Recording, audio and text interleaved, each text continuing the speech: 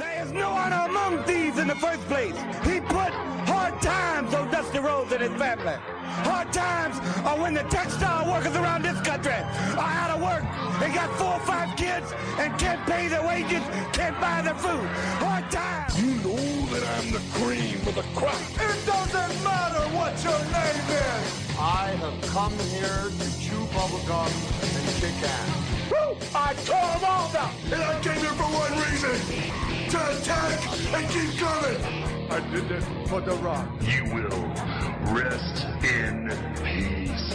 I asked you 1,000,000 times to join the NWO, where you would be for life. Shut your mouth, you thong-wearing fatty.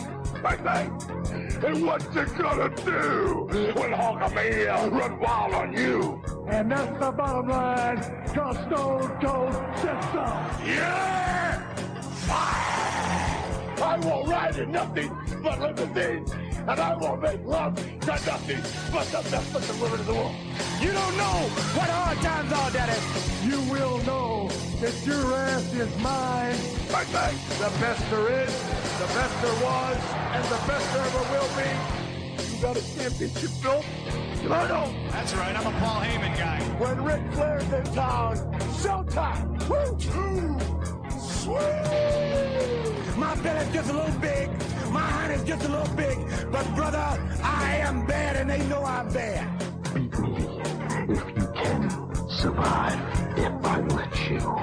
Orderly! Woo! It is Rolex time. Quote the Raven. You just made the list! Who's you beat, brother? Did you dig that? Such a... I am the game! The whole show. If I can be serious for a minute. You son of a bitch. Brock Lesnar. Damn. Austin 316 says I just whipped your ass. Oh, you didn't know? I mean, you're the Donald Trump of wrestling. You make Steven Spielberg look like a guy running 8mm films in a garage someplace. Will you stop? You don't want to recognize my belt, huh? You don't recognize my belt. I think you're a liar. I think you're a flat-out, straight-up, lying, crying bitch. There is no honor among thieves in the first place. Where'd you get the mushroom shirt? I'm trying to impress you, you know that. I know it. Now, where'd you get the mushroom shirt? I got to know. Well, the secret is you got to coordinate. Uh-huh. Most people don't coordinate. See, you got to coordinate. In the bathroom.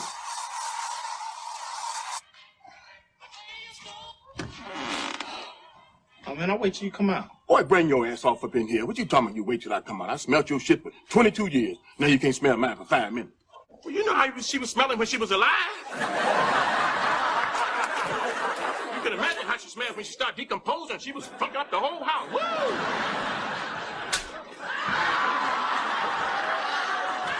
Don't you ever talk about my mother that way. Oh, I ain't talking about your mama. I'm talking about that rat that died under my porch. Oh. Did you just smack me? Now, whose ass I got to kick to get myself a beer off up in here? Now, look at you, Martin. You got 2 tenderonis in the house. Vanilla and chocolate. 2 big old dips. You just like your Uncle Bob. Aha! Reach for the sky. Who you talking to, sonny boy? Goo goo gaga gaga crap. Hand me that dick. What the hell you want, boy? Damn! Mr. Charles, can I use the bathroom, please? What you gonna do? Number 1, number 2. Number 2. Shh. You ain't gonna drop no stinking low tip. All right. Obviously, we played a little John Witherspoon there for you guys. Obviously, I believe yesterday we found out he passed away. And we will get into a lot more of that on the Hollywood Hangout this weekend. But until then, we do want to obviously, mention him. A couple of things I forgot he was in here real quick before we even get into it. Forgot he was in Martin. And they're playing the scene from Soul Plane. I forgot he was in Soul Plane too. So, both great goddamn movies. Anyway, guys, want to say something real quick on Mr. Witherspoon, real quick? Just rest in peace, man. That was a blow. That was a blow. Literally, I woke up in the middle of the night, hopped up on social media, and that was the first thing they hit me with. And still a little shocked at that one. Yeah, I think a lot of people are. It was I saw a lot of people saying the same thing. That hurt. Can't believe that shit.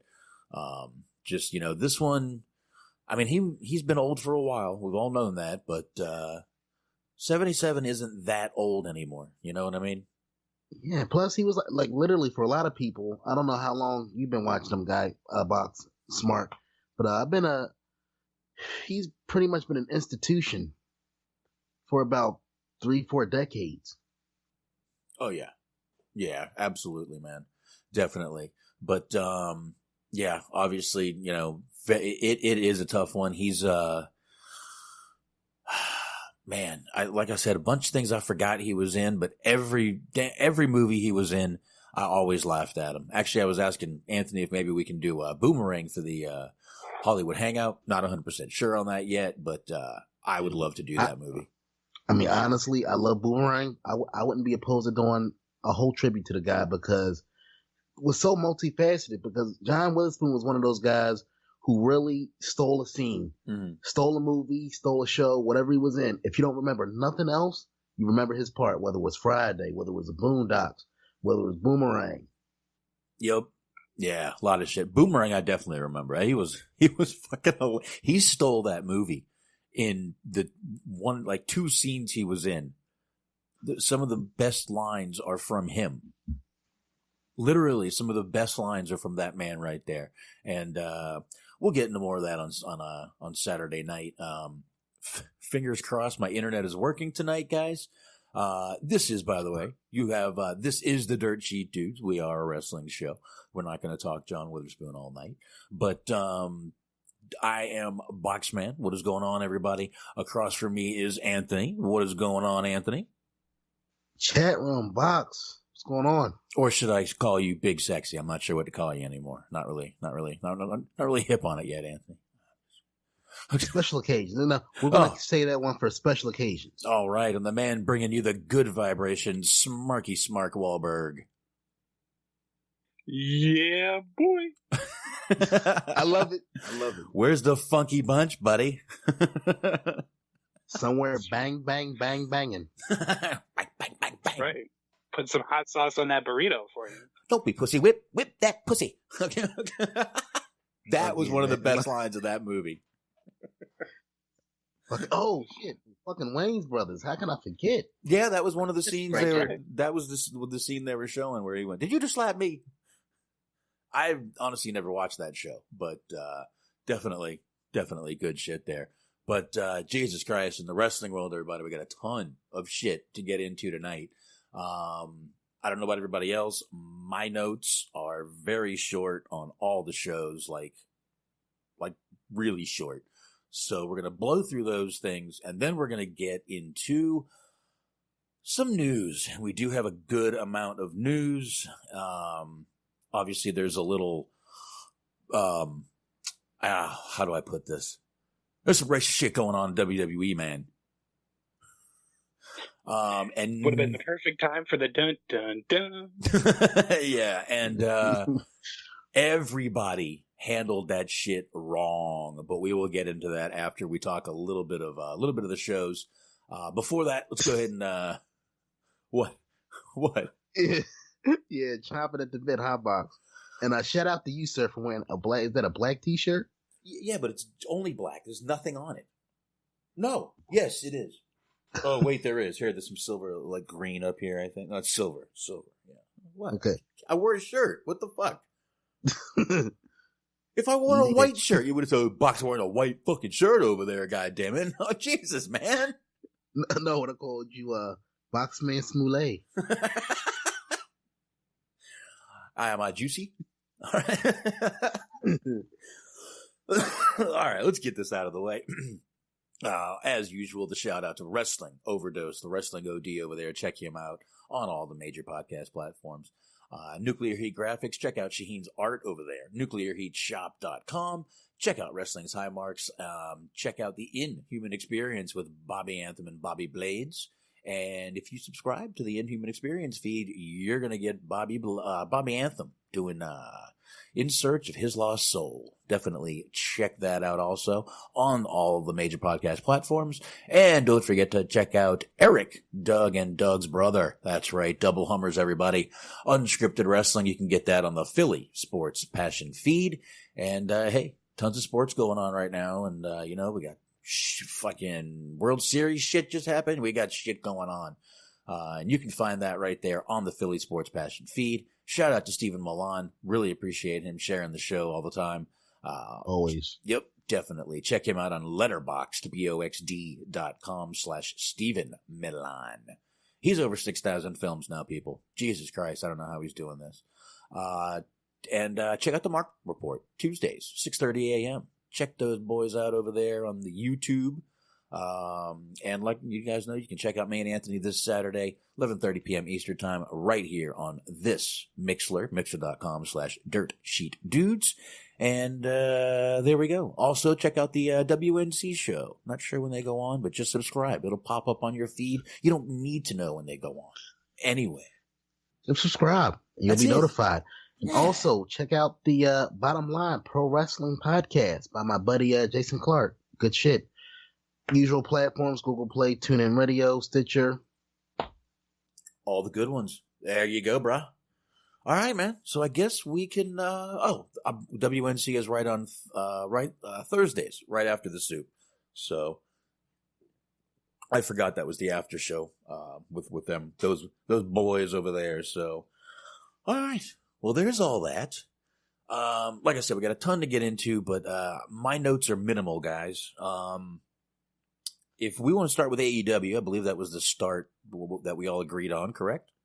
Yes. All right. Well, fuck, man. AEW. A little bit of dynamite. Yeah. Yeah, here we go. Here you go.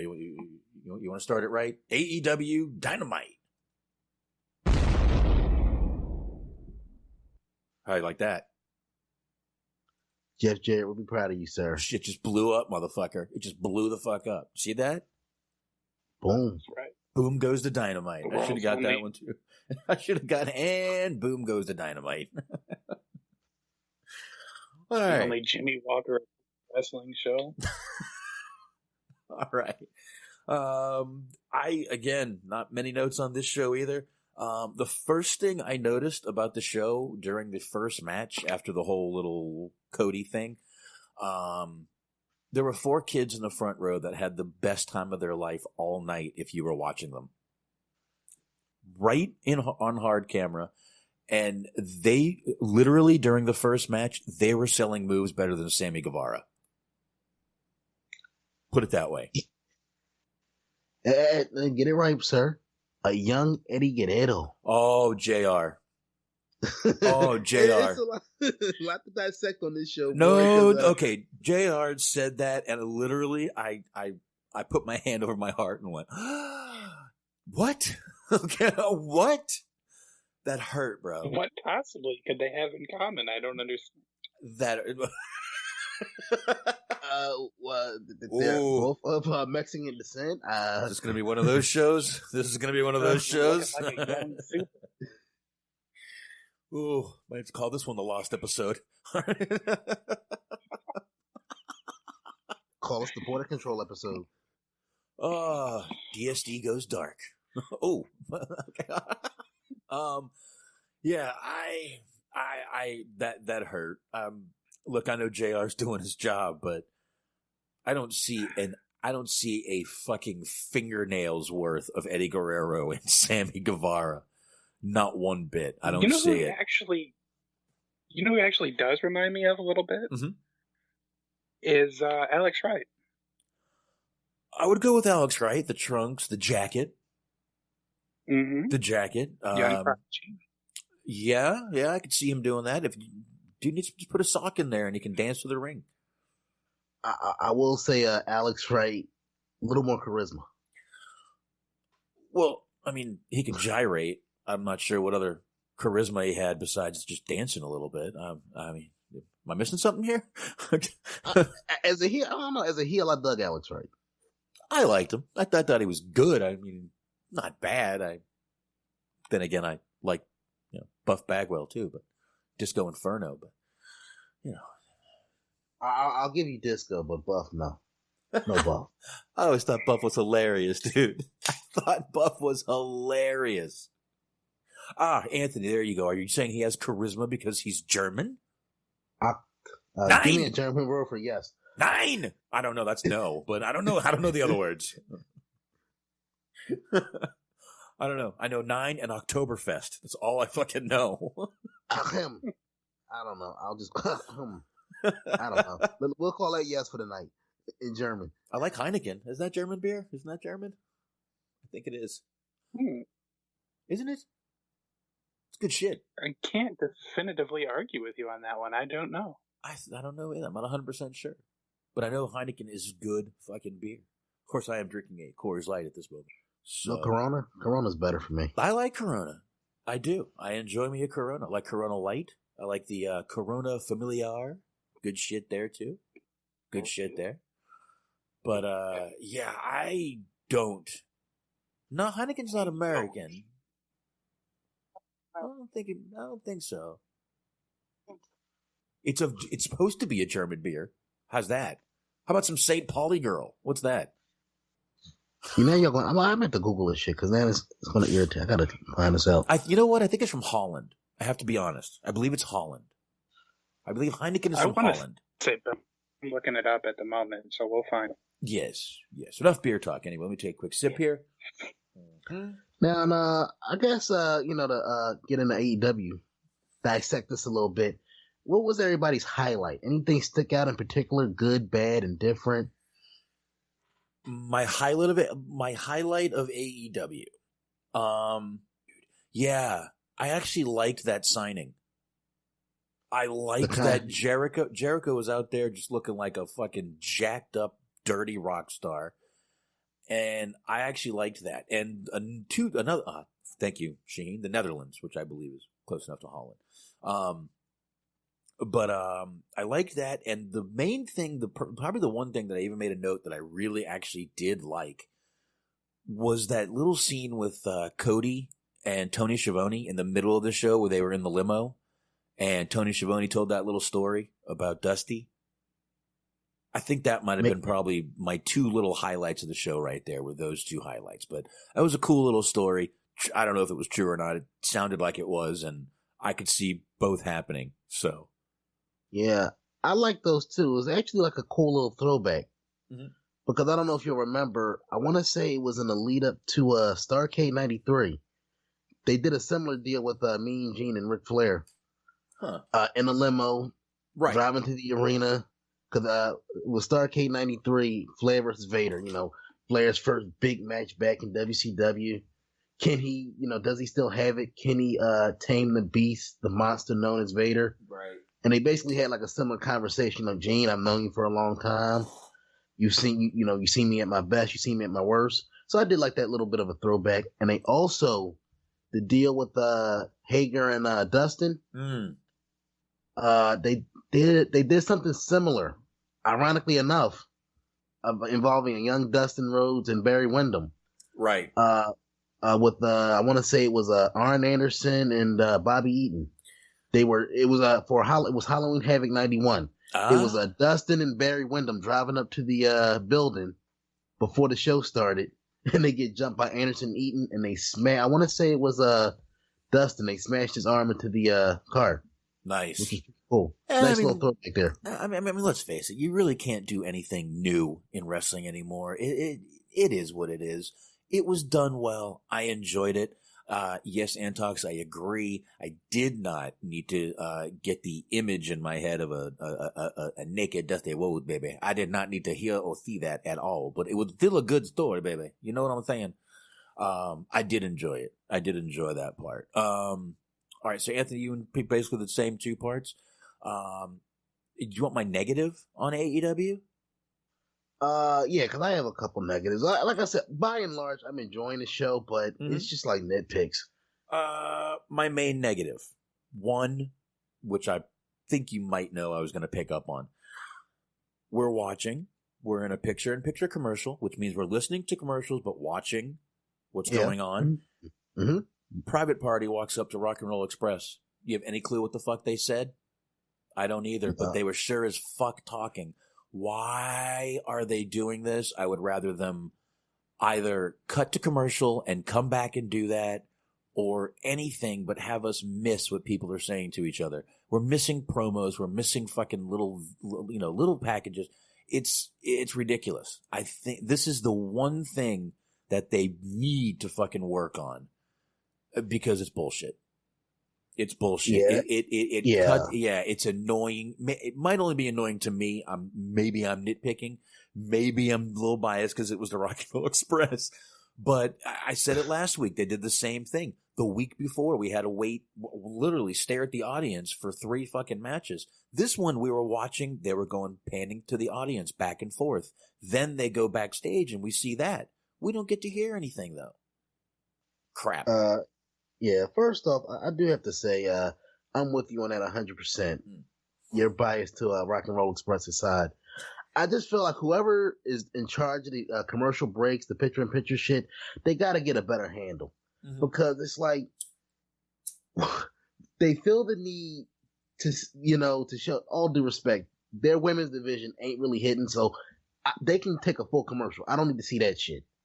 But they'll break up a Young Bucks match, or they'll have a picture-in-picture of a promo. Like, it'd be nice to hear what they're saying. Right. The promo could be complete trash, but apparently you think it's something worthy of recording.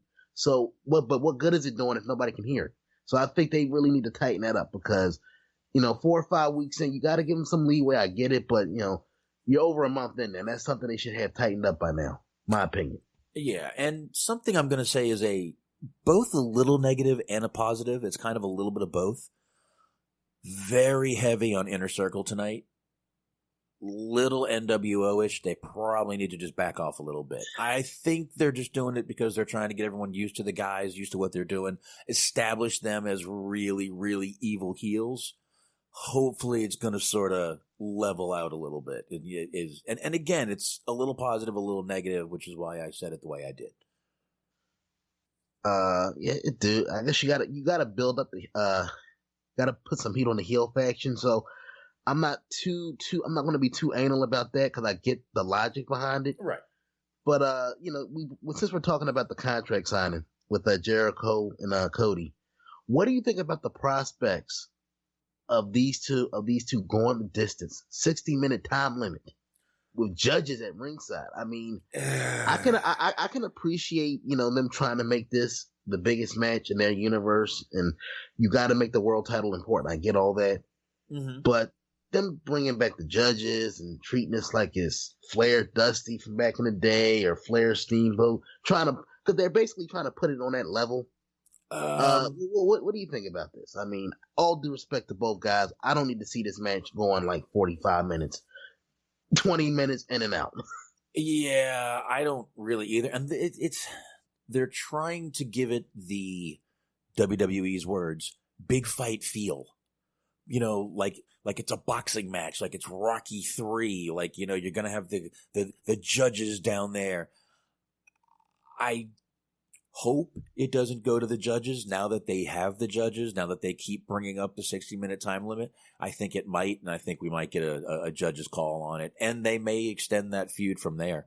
But I don't know. I'm not 100%. I don't want to see it go an hour, but I could see them doing it. Yeah, I could definitely. And let's put it out. Let's put it out there. Just because the match goes long does not make it good. No, it doesn't. That's a fucking fallacy in pro wrestling. Right. Just because a match goes long doesn't mean it's epic. Yeah. Smark, what you got? Yeah, I'm good on not seeing them go an hour. Although I think what they need to do, if they're going to have judges, they need to make this like the NBA slam dunk contest, where anytime a big move happens, somebody holds up like a 10 and makes it like a stupid face. Go ahead and do that. And yeah, I definitely agree with the whole idea that like a long match is not a good match. There was a problem with like Ring of Honor back in the day for a while. Be like, yeah, it was great. It was a 47-minute match. It's like, yeah, no, but it was still Davey Richards. Come on, that ding you hear in the background is Smark getting a message about sending his resume to Davey Richards' email. Listen. That he's still waiting for Shaheen's resume. I promise you, if he's still waiting for that shit. Shout out Shaheen and Wrestling OD. One more cheap plug for you, buddy. But yeah, no reason to see that shit right there. To be honest with you, honestly, no fucking reason to see it for an hour. But they keep bringing it up. They keep throwing it in our face. They keep doing that. I got a feeling it's going to happen. We're going to go to the fucking judges. It's going to be annoying. Now, Box. Yep. Your thoughts, sir? The Rock and Roll Express took a bit of a beating. I mean, before that, wonderful promo by is it Ricky Morton? Yeah, because Ricky Morton has to do the talking.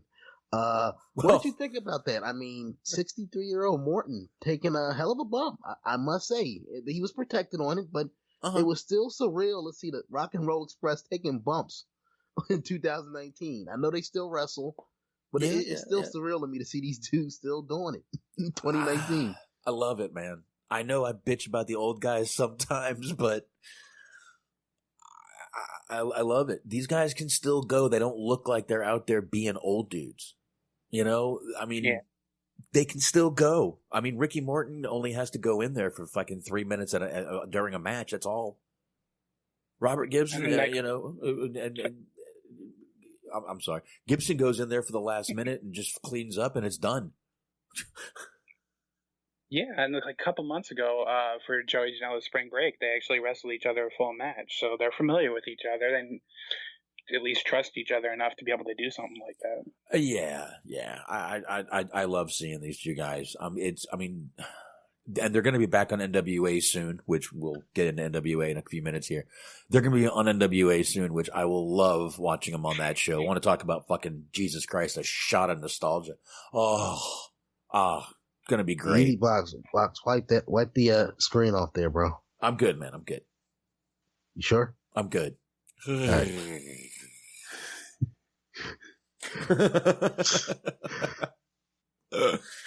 I don't know. What do you think? I mean, do you think they look like two old guys out there? Do you think they shouldn't be out there doing it? Maybe they shouldn't be out there doing it. That's neither here nor there, though. But what do you think?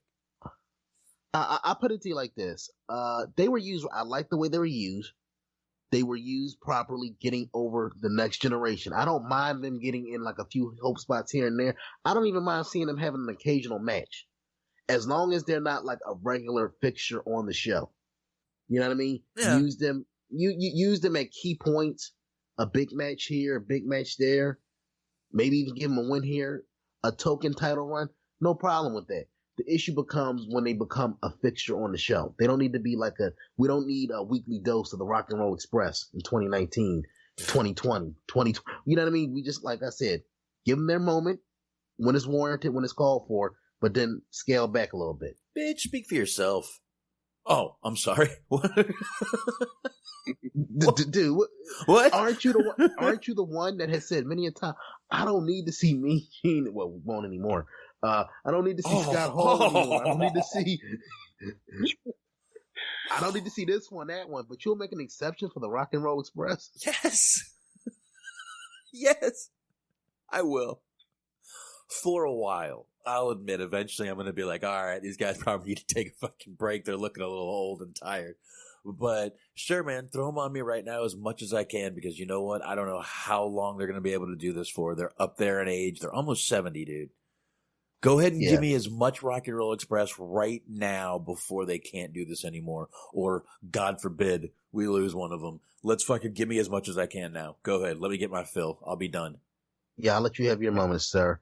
And while we got Shaheen in the chat and you guys, I want to get your thoughts on something real quick. And I want to give credit to Shaheen on this one. So a lot of people, specifically in Salamonster's page, have been giving Joey Janela a lot of shit, calling him untrained, he can't work. What are your thoughts on Joey Janela? I mean, I know he's an acquired taste for a lot of people, but from my money, look, the guy can wrestle. Talent, you can't tell me the guy's not talented in the ring. Do you think that people need to do a little more research, a little more digging on the guy, because he's more than just a couple of hardcore spots?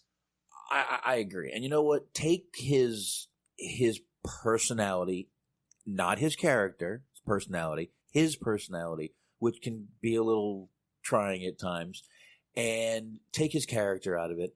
Joey's fucking really good in the ring. I see no problem with him in the ring. We were putting him over, last week or the week before that. He's actually looks like he's trying to fucking slim up and get fucking ring shape and get back into it. So what in the hell? I don't know how. Yes, he does some spots. Oh, isn't that what 2019 wrestling was supposed to be about? Isn't that why everyone loves Kenny Omega? Because he does all these spots, man. Isn't that why y'all love the Young Bucks? Because they do all these spots, man. Yeah, it is. So I don't know what it is. To be honest, dude, that Soul Monster page. My God, dude, Snowflake Central. Yeah. I mean, yes. Jason Solomon, good dude. So no disrespect. I don't want to make it seem like we're disrespecting him. No. I met the dude many times. He's a good dude, but that page can suck a dick. No, he can't. Listen, the guy can't control who's on his page, and I have no issues with anyone on there. Honestly, I mean, I do read stuff sometimes and just go, okay, buddy, whatever. But I don't usually jump into anything. And yeah, Antox says more like Dumbass Central. It's SJW Central. Everyone has to stick up for someone, and it's like sometimes I think they're just trying to get that Solomonster mention. You know what I mean? That Solomonster bump. But yeah, that's a tough page, and I disagree. I think Joey is very talented in the ring. I think sometimes his antics, though, can be a little annoying to people. I guess you can kind of consider him Seth Rollins-ish. Seth Rollins, great in the ring, kind of a douche outside. Yeah, and like I said, we're not going to get into the whole, wrestling, because wrestling, as many people have pointed out, and I want to add my name to it. Wrestling is very much subjective. Some people like old school style wrestling, like the NWA, telling a story, character driven storylines. So I'm not going to sit here and say, if you're not a fan of Joe Janela as a wrestler, that you're wrong, because it's your opinion.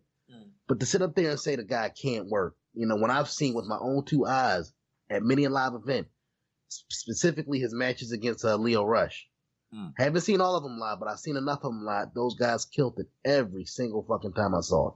Yeah. And like I said, I don't recall I don't recall him having a rep for being reckless in the ring, and he does a lot of nutty shit.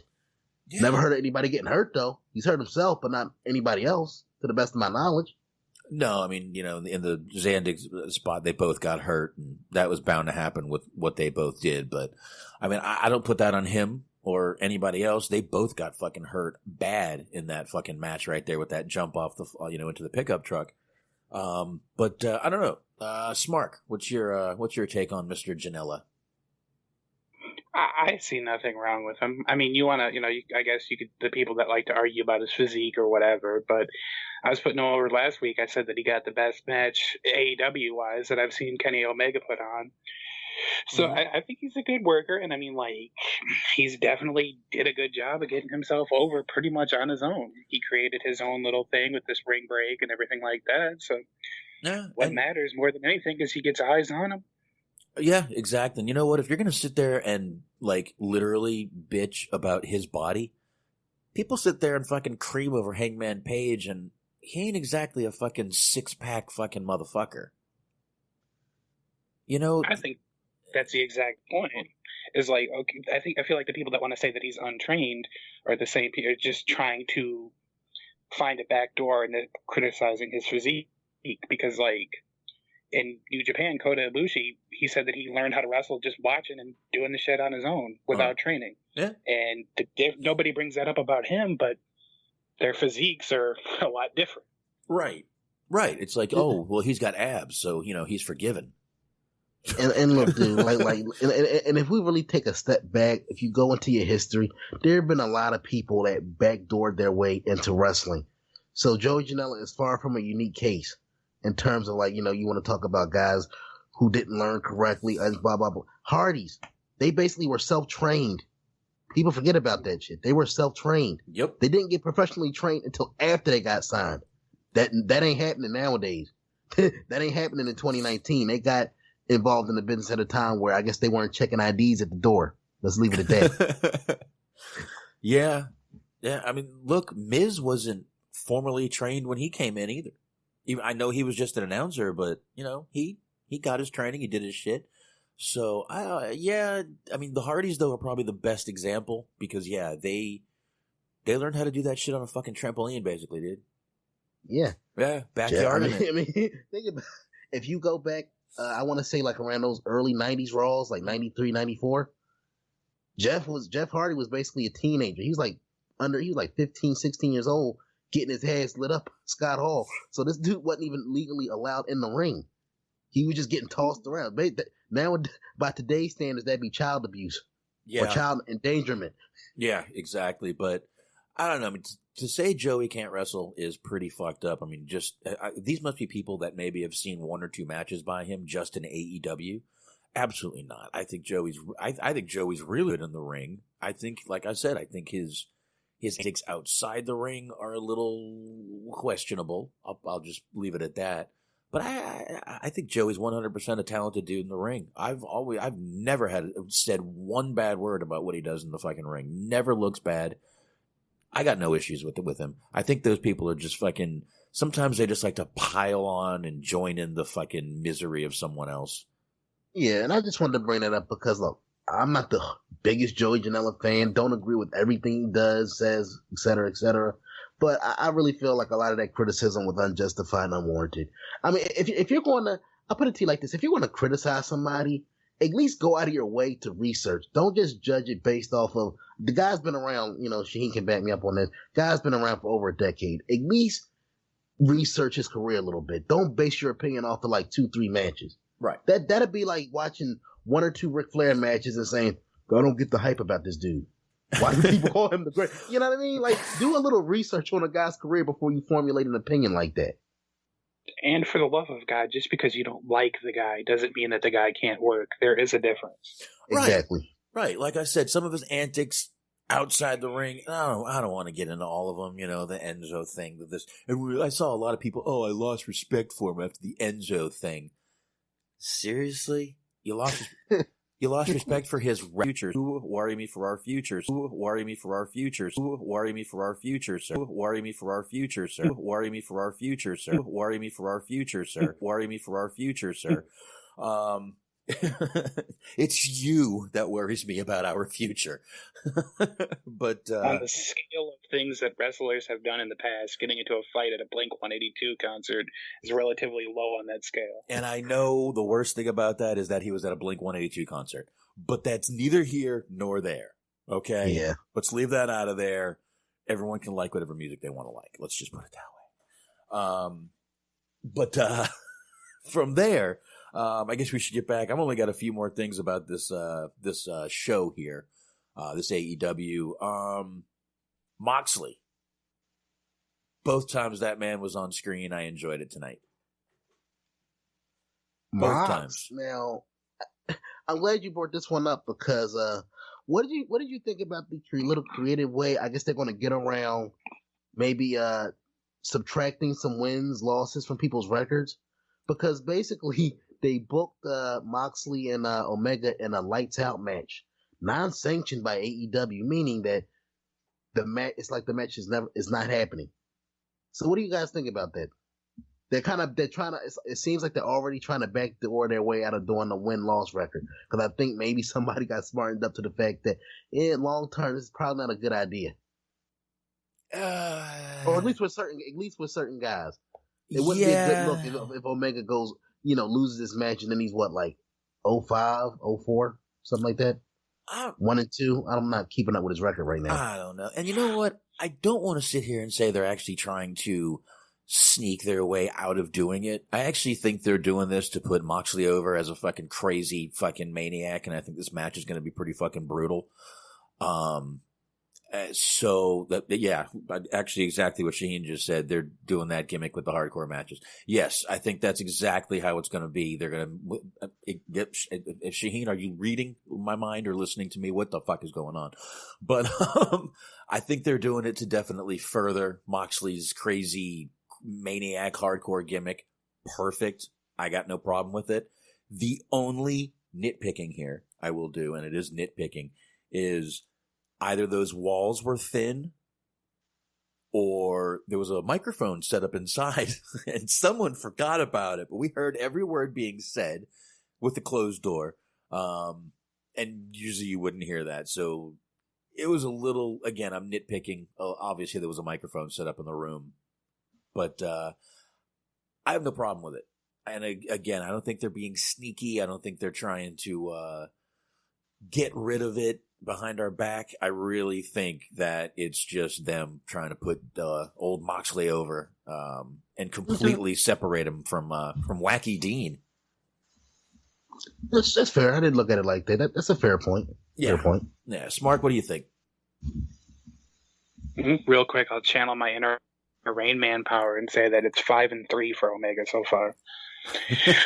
And other than that, I mean, just kind of echo the same sentiment. Like, I like the idea of, like, if they're going to view everything from the prism of it being like an actual athletic competition, yeah, that the stuff that is more just plain violence, that they don't actually count that towards their records. I appreciate that. Yeah, and you know what? I have a feeling Unsanctionable will be a T-shirt being sold soon on Pro Wrestling Tees. Once Conrad gets a hold of that, oh man, he's unsanctionable. So, do you think that might be like a gimmick pay-per-view coming down the line, like in later years, next year maybe, where they just, there's one pay-per-view that they get, because I don't think they can use unsanctioned, but like, you know what I mean? Like a kind of just straight up, like hardcore style pay-per-view. Maybe, dude, why can't they use unsanctioned? Fucking TNA is using fucking Hard to Kill. They're stealing. We talked about this. Hey, you guys might be on to something. Maybe. Remember I don't know if I really want to follow the same business procedures that TNA does, though. No, maybe they'll go the WCW route. Remember how they used to have the uncensored pay-per-views? Okay. I'm not sure if WWE still owns the trademark to it, but maybe call it unsanctioned. Maybe. I'm That's sure they do. actually why I said they couldn't use unsanctioned, because I was confusing it with uncensored. My mind did a blank. Yeah. That's my bad. I'm sure they own. Oh, I'm sure they own it. They own all that shit. But yeah, but that and I mean the promo that Moxley cut right before the end of the show, where thank God, because I'm sitting there going, if this motherfucking librarian shit is the main event, I'm going to see if they want to start the show early. So, I'm not gonna lie. I dozed off towards the end. I ain't gonna lie. That came on and I dozed off. Yeah, I was gonna be like, maybe we should just get going now, because let's start a regular time. Let's do this. But luckily, Mox came down there and great fucking promo. And if you listen to what he was saying, unsanctionable. They there's no rules. I can do anything I want. They were doing what they were doing. They were doing what they were doing. They were doing what they were doing. Anthony, you did doze off. You probably missed the whole promo. So, but yeah, he was basically telling you what was going on in the whole promo. And I don't know. I think it's good. Might not be a bad idea for them to do that with all these matches, that especially with his matches, if he wants more of his matches to be these hardcore matches. I did see his promo, and what I do like about it is he was pissed off. He was angry. He made subtle references. The key word there being subtle references to WWE, but that was not the body of the promo. I respected that. I worked places where they put me in boxes. I'm not doing that anymore. And then he transitioned back into AEW talk. I appreciated that little bit of detail. I don't know if anybody else, but I actually like that. If this were TNA, it would have been like a 15-minute promo bashing WWE. I like how he kind of kept it short and sweet. He took his little shots, subtle shot, but then brought it back to the storyline, brought it back to all things AEW. I really appreciated that aspect of the promo. Yeah, Jericho took a little shot tonight at WWE too, a subtle shot when they were doing their, oh no, this isn't the other place. We're not going to flip tables, do this and do that, and a couple minimal shots at WWE tonight, but nothing big. Yeah. What did you think about the during the six-man, the video game? No, we got to talk about this. Okay. We got to talk about the Rick and Morty shit. Okay. Yeah. What did you? Orange Cassidy. Yeah. You got the best friends. Like, First off, what did you guys think of it? And do you think they'll get raked over the coals? Because if this were Raw, if this happened on Raw or SmackDown, people would have ripped that shit to shreds. Tomorrow's Halloween, dude. Come on. Tomorrow's Halloween. This is the 1 week they can fucking get away with it, man. I got no fucking problem with this. Not this week. If this happens next week and the week after and the week after that, yeah, I'm gonna start getting a little fucking ugh. But nah, dude, it's fucking Halloween. Let them do all this shit this week, man. I got no problem with that. No problem with it. And I'm not even I've never seen one Rick and Morty episode, so I don't even know who they are. But I got no issues with it. Any of them coming out dressed up as anything, I have no problems with that shit. It's good shit. No. Yeah, I mean, I thought it was funny. I don't really watch it. Yeah, I don't watch it myself. But I will say, honestly, in my opinion, it was like that was the hottest the crowd was all night. True. Because I mean, people are gonna criticize it, and I mean, it was kind of silly. It was what it was, whatever. But if you pay attention to the crowd the entire night, and there was the tag team championship match tonight, that was the hottest the crowd got was during that 6-man segment. Yeah, and it's all marketing. Like Antox is saying, Warner Media owns Turner, which owns Cartoon Network, which is where Adult Swim is going to be, and they're pushing the Adult Swim thing. You know what? You got to please the sponsors. WWE's been doing this for ages and ages and ages. You know, when they were throwing people on, you know, when USA was putting Big Show and The Miz on, you know, Royal Pains and all these TV shows, and I mean, Kathy Lee was on fucking Raw. Yeah, Kathy Lee and Hoda. Yeah, that was horseshit because they knew nothing about the product. I think Hoda was twerking, which was one of the twerking buckle. No. We're not going to talk about women in their mid-50s twerking. White women, mid-50s white women twerking on TV is not something we're going to talk about, sir. No. But guys in their mid-60s doing fucking, you know, Canadian destroyers. That's awesome. Ironically enough, Hoda had more rhythm than Jim Ross. Remember, I vaguely remember a random Raw where they had him and Michael Cole in a dance contest, and Jarrett was doing this weird deal where it looked like he was having a stroke. One of them has had a stroke before, basically, with his disease. So one basically did have a stroke, Anthony, and one hasn't ever. I would expect Hoda to have a little more rhythm to her than the guy that actually did have a stroke in real life. Wow, Anthony. Ooh, this is going to be a great show. We're just getting started, folks. Just getting started. Oh no, we're close to an hour. But after all that greatness of Moxley tonight, we had the tag team tournament finals, which was SCU versus the Lucha Brothers, with SCU winning. I thought this was a really great, dude. This was a fucking good fucking match, man. And I thought Kazarian got knocked the fuck out at one point there. He looked fucked up for a few minutes. If you did, when Pentagon threw him out of there, he looked fucked up. Yeah, he did look a little loopy there, but nice little recovery. Loopy, there you go. Loopy, very good, very good. Oh shit, that was pretty good shit though. But I don't know, Smark, what do you got on that match?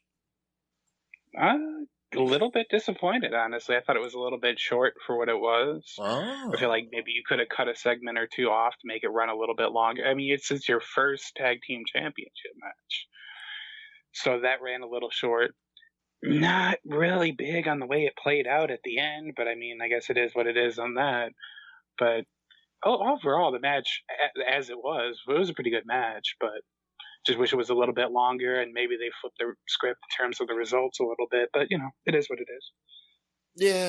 Yeah, I wasn't disappointed. I actually thought it was, like I said, I thought it was a pretty fucking badass match, to be honest with you. I enjoyed it. Of course, I was kind of in and out getting the show going and watching the last bit of the match too, so maybe that's why. It wasn't bad. I just wish it was a little bit longer. Well, they had to get that Moxie promo and fucking the librarians out there. The librarian, I kind of get Smark's point though. They could have cut the librarian segment. That wasn't really needed. Maybe shave off maybe 2 minutes of the 6-man, which, by the way, what you guys think of that? Young Bucks broke out the Ken and Ryu. Kenny Omega had the extended video game entrance. Yeah, I liked it actually. Again, man, I got no problem with this, and they like doing that little Street Fighter thing, which I love that fucking game, so I got no problem with. And they kind of look like the characters, so it's even cooler. A little bit, yeah. If anyone was wondering, the Kenny Omega's thing was a reference to the game Undertale, which is more of a kind of independent game. It has kind of a cult following. I've never played it, so that's about the best I can do for you, but there you go. Yeah, I've never played that one either. Never did. I'm curious if that's actually going to lead to anything, or if that, because it was like kind of an ominous message about like the people he was friends with, like leaving him and him losing them. I don't know if that's just all in reference to the game itself, or if it's going to actually lead to somebody else, feuding with him or whatever later on. Yeah, long-term booking. Wow, that'd be interesting. Yeah. Bookmark this, timestamp this moment, folks. So if 2-3 months down the line, the Young Bucks turn on Omega, we can call Smark Nostradamus. There you go, Smarkstradamus over there. There we go. All right. And I honestly, SCU won the titles, first titles out there. I think that was probably the right thing to do. Lucha Brothers are pretty much still going all over the place, and basically they're not. I mean, obviously they're signed to AEW, but maybe they're not going to be full time. And right. AEW said, we're going to put the titles on SCU because at least we know they're going to be around for the immediate future. Yeah, and when you got guys working all over the place, you don't know what's going to happen, when something's going to happen. It was probably this was a good business move in my opinion. Although alternately, is it possible that they're going to be around full time, but they're kind of maybe better off served? It's a company that's kind of lacking in big name star power in the moment, bringing them both on as singles guys. Aren't they? They're both on their own. I don't know. Aren't they also signed with? Are they still signed with AAA? Or are they out of that contract? I think they're exclusive U.S., but I think they can still work AAA. Yeah, I guess we'll see. We will have to see. I mean, I know they're signed, but I know they also had more dates, so I don't know if they still have more dates to go. But I don't know. I guess because I'm a little biased because he's, personally speaking, my favorite wrestler at the moment. But I feel like Pentagon could do just fine on his own as a singles guy, and I don't know if they're going to ever plan on having like a secondary title or maybe even just pushing him as a heavyweight contender. But Phoenix has a lot of potential too. He's really over. Oh yeah, definitely. And he's a hell of a flippy guy. So good shit all around from them. But yeah, I definitely fucking like that goddamn match right there. And I think that this even really kind of went back to where Christopher Daniels got, quote, hurt and where Scorpio had to take over for him. It was Scorpio that got the fucking pin tonight, and it sort of came full circle for him and the whole match. So the whole thing ended up telling a really good story in the end if you remembered and put it together. Yeah, but I gotta be honest for both of you guys. So go ahead, Smark. Question for both of you guys, real quick here. Do you think that they called an audible because the very first week of the tournament, Luchasaurus ended up getting injured? So you think potentially they were supposed to win the tournament, and then they kind of just called an audible and wrote a story around it to supplement for that? I could buy that because it seems kind of off. That no disrespect to SCU, but you got Luchasaurus, who clearly they have some type of plan for down the line. Right. You got the Young Bucks. You got Lucha Brothers. It just seemed, I don't think anybody was predicting SCU to take this tournament.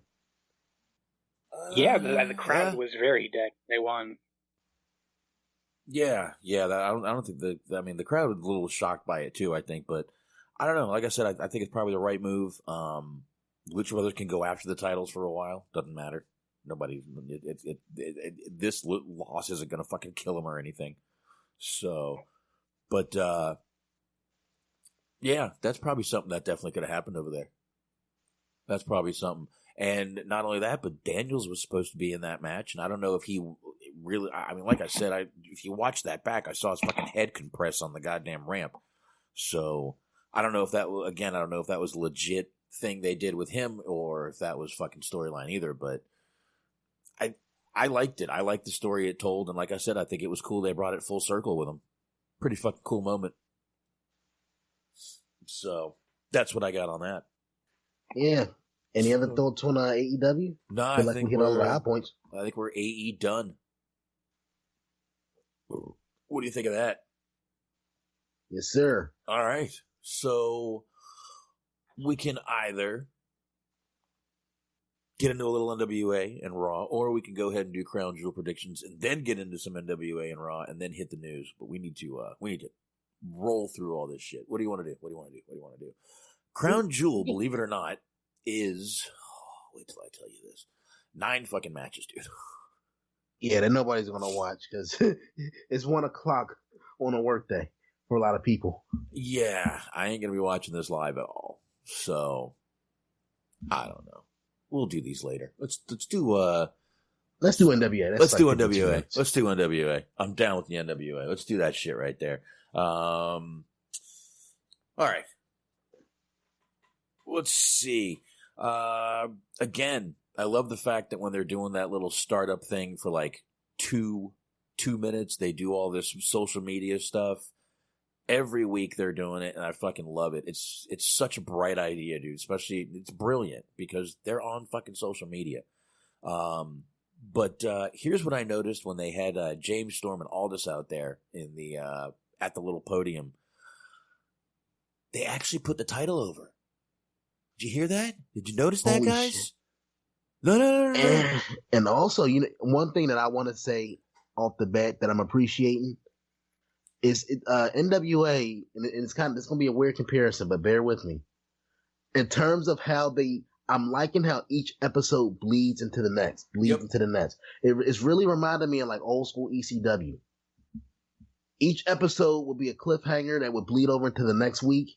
Like literally, if you watch every episode of ECW from 93 to 2000, every episode bleeds into the next. The characters change, but the overall structure of how the show's written and the storylines and everything progresses. The only thing that literally changes is the characters. And I'm loving that aspect of NWA. Yeah, I am too, man. I know I've been saying it before, but this show is just so much fun to watch. It's so quick. It's over before you fucking know it. Literally, you're going, that's it? It's over already? Come on. One more match? No? All right, fine. It's over. But, yeah, they were literally putting that fucking title over. I mean, Harley Race. He said Ric Flair's name. He mentioned all the fucking greats that have held that title before. Aldis did. And it's good to see a company putting over the titles. Because, a month ago, Sasha was out there saying what, total shit the fucking women's tag titles were. Flip over here, and they're going, God, this title is worth everything, and this makes you the best wrestler in the world. And it's like, wow. They're putting titles over?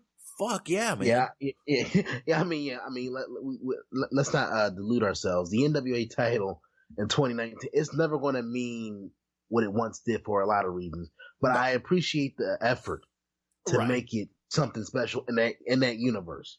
Yeah. While I'm watching this show, that title is the most important part of that universe. You have people actually striving for the belt, and it's actually refreshing to have a title mean something. Watching a wrestling show where the titles mean something, where people actually care about them and they're invested and they have a goal and they'll cut a promo telling you their goals. I want to be the champion. Yeah. Yep, and they'll tell you why, and they'll tell you how great it is to be champion. I'm just liking the little, and again, dude, it's a lot of nostalgia involved in it for me. I totally get it, but I don't know. I like that they're at least doing their best to put over these fucking titles. It's really a fucking good thing, and especially on a show like that where that's what they did back in the day. That's exactly what they did back in the day. They're trying to make this show a throwback show, and promos like that are exactly what they were like back in the day. I mean, Sheen, I don't want to speak for you, Box. I'll be honest, it is kind of hard to care about titles in 2019 just because of how they're treated. But I'll say NWA, like I said, they're putting the right steps in place to at least make you care. Like I said, I'm not going to say I'm going to be like, oh, I'm going to be belt happy, like, oh, the belts mean what they did 20 years ago, because that's just not ever going to happen. The genie's out of the bottle. Yeah. But at least while I'm watching a show, in the context of a show, those titles mean something. And I can at least suspend my disbelief. And I think that's where I'm at with it right now. I don't necessarily care about who's the champion, the history of a title in 2019, but if you treat it with a little bit of care and you make it the most important part of the universe, while I'm watching, I'm willing to suspend my disbelief. Like, okay, this title means something. Yeah, and look, do titles really mean anything in 2019? I'm going to go ahead and say no, but at least, like you said, they're at least trying to put it the fuck over like it should mean something. So they're trying to make you care. It's not like they're trying, shitting on their fucking titles or throwing them down and shit like that. They're treating them like they're fucking actually mean something. And if you're not going to do that, what's the point? What's the fucking point? But the bare fact that they're at least doing everything they can to make titles mean something again is a good thing to me. I think that, yeah, it's a good thing. It's a good thing. Go ahead, Smark. Yeah, I like it too. I even like how they specifically say why the North American title matters, as it being the next step up. Once you get that, you prove you're worth getting the world title champ.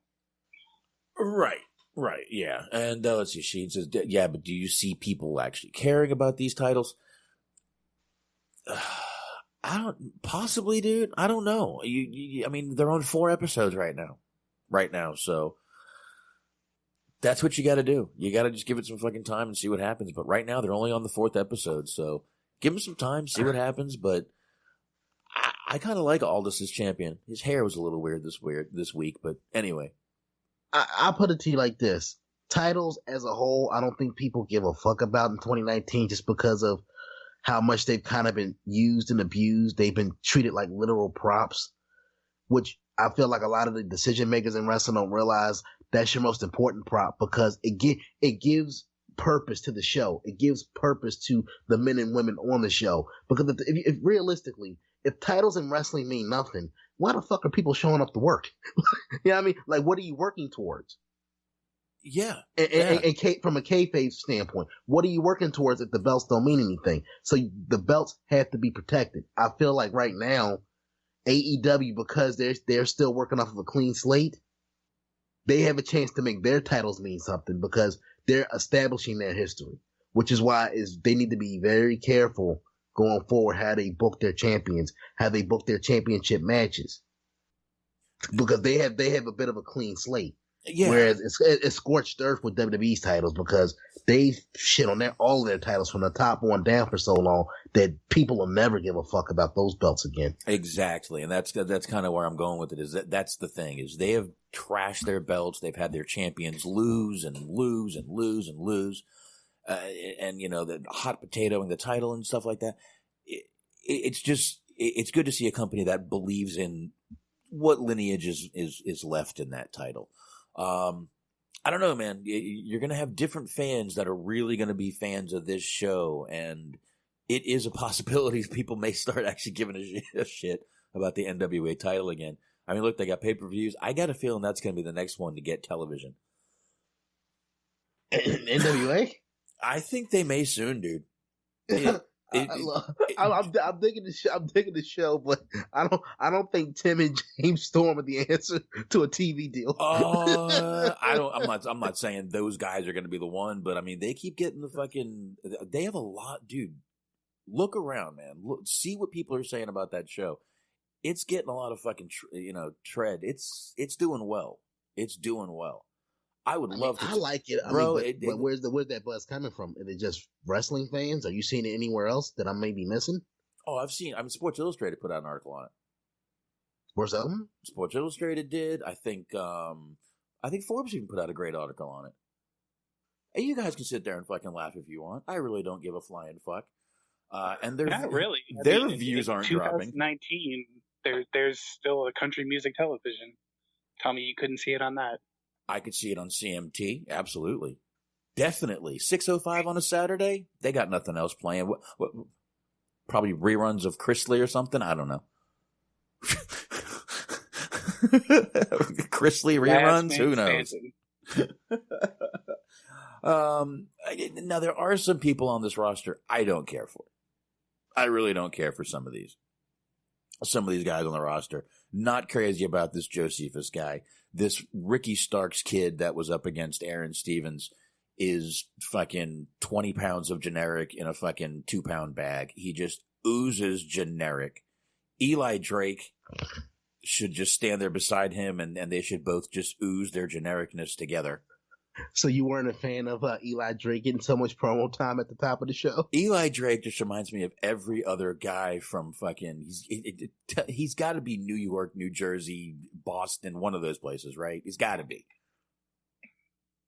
He looks like maybe. He's got to be. I don't even know where he's from. I don't care for that guy. There's 3 guys right there on their roster I don't care for. Now, we did get to see Trevor fucking Murdoch once again. Trevor fucking Murdoch. Always good. And yes, Sean, I 100% agree.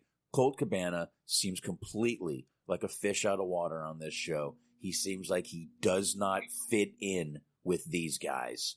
Honest to God, I 100% agree, and that's actually in my notes, that Colt Cabana does not fit in with these guys at all. I don't see him in. It's just, you know, certain characters mesh with certain shows. You're like, yeah, man, he's fucking great. Colt Cabana, I don't mind the guy. I think he's kind of funny. Doesn't fucking bother me one bit, but I don't, and I think he's actually decent in the ring. I kind of like his, I don't mind his comedy, but I don't think he fits in with this fucking crowd. Now, I want to ask Smark a question as a throwback. Now, do you think Colt Cabana would be a better fit in the NWA if he brought back the old Matt Classic gimmick from Wrestling Society X? I'll never say no to that gimmick. That gimmick was money, and it always will be. I think it would definitely fit in with their kind of overall aesthetic. It's funny. A lot of people are calling fucking NWA and AEW, WSX of 2019. I don't agree with either of that. I don't agree with either one of those. WSX, but once again, I liked WSX. I have all 4 discs of Wrestling Society X. That was a good show, dude. I thought it was fucking hilarious. It was fun, at least. Oh, yeah. Oh, I loved it. They had the explosions. They would shake the camera. And dude, once again, I know I've said this before, but it was on the other show. Bro, they had lightning coming out of Ricky Banderas' eyes. Do you understand me? Did you get what I'm saying here? And I mean, think about all the people what they ended up doing after that show. You had Seth Rollins on that show. Yep, you did. That blows my mind. You had Evan Bourne. Who else? Jack Evans was on that show. Human Tornado. Teddy Hart. Human Tornado. Teddy Hart. X-Pac. X-Pac, yeah, Just Incredible. Vampiro. Yeah, New Jack for one episode, which was criminal. Yep, one episode with New Jack on it. You had Matt Cross, Team Dragon Gate. Thank you, Antox. Joey Ryan was on. Yes, he was. Now that I think about it, he was. And he was blaying the shit on that show too. He was. That's why I forgot about that. There was some good shit on that show. And again, there was some really bad stuff on that show. But once again, we'll get back to this. I think, again, don't care for that Ricky Starks kid, but I do like Aaron Stevens, formerly Damien Sandow. Really, really fucking good on that fucking show, man. I love his crowd interaction. He can improv with the crowd, which is fucking awesome. really, especially in a small studio atmosphere like that, where literally they're just talking. He's not screaming. He's not yelling. He's talking, and the crowd can hear him because it's so fucking small in there. Yeah, and to your point about Colt Cabana earlier, even though Aaron Stevens is kind of playing like an over-the-top character, he's playing it subtle enough to where it seems like it fits. With Colt Cabana, maybe it's because I've seen him do comedy for so long, for so many years, it feels like he's trying to fit in the role of an old-school NWA-style wrestler, and it's like uncomfortable for him. Now, I will say, to counterpoint, it doesn't make what you guys say untrue, that he does look kind of like a fish out of water. He's been with them for, like, probably about a decade or so now. Because he was feuding with Adam Pearce for the title, like, years upon years ago. I've never seen that, but in this atmosphere, on this show, I feel like he's just not clicking with these guys. I don't know. Maybe it's me, maybe it's him, but I think it's more him than me. But, I mean, you know, but it's just odd. And yes, Damian Sandow is also another comedy guy. But, dude, comedy is about delivery.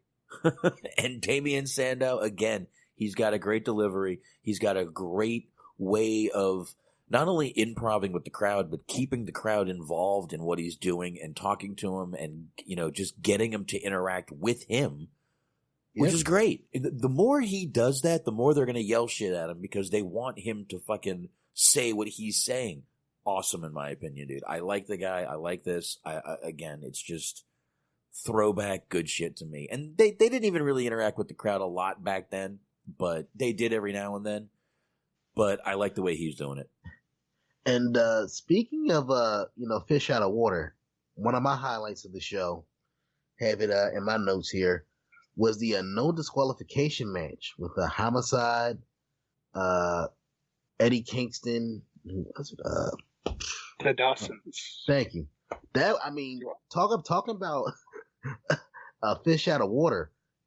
Was it not bizarre to see chairs and that level of violence on an NWA show in the context of a wrestling match? Yeah, a little bit. A little bit. I know they did like shit back in the day outside of the arena, you know, beating up Dusty in the parking lot and all that type of shit. Right. But you never saw, to the best of my knowledge, maybe you can help me out, Box, because you watched it as a kid. I was still like an infant. But did they do like matches like that back in the day? No disqualification matches? Yeah, but there weren't chairs or anything like that shit. It was basically no DQ back then. Basically meant no countouts, no time limit, no. You know, and because, I mean, there was blood in so many matches back then, it didn't matter.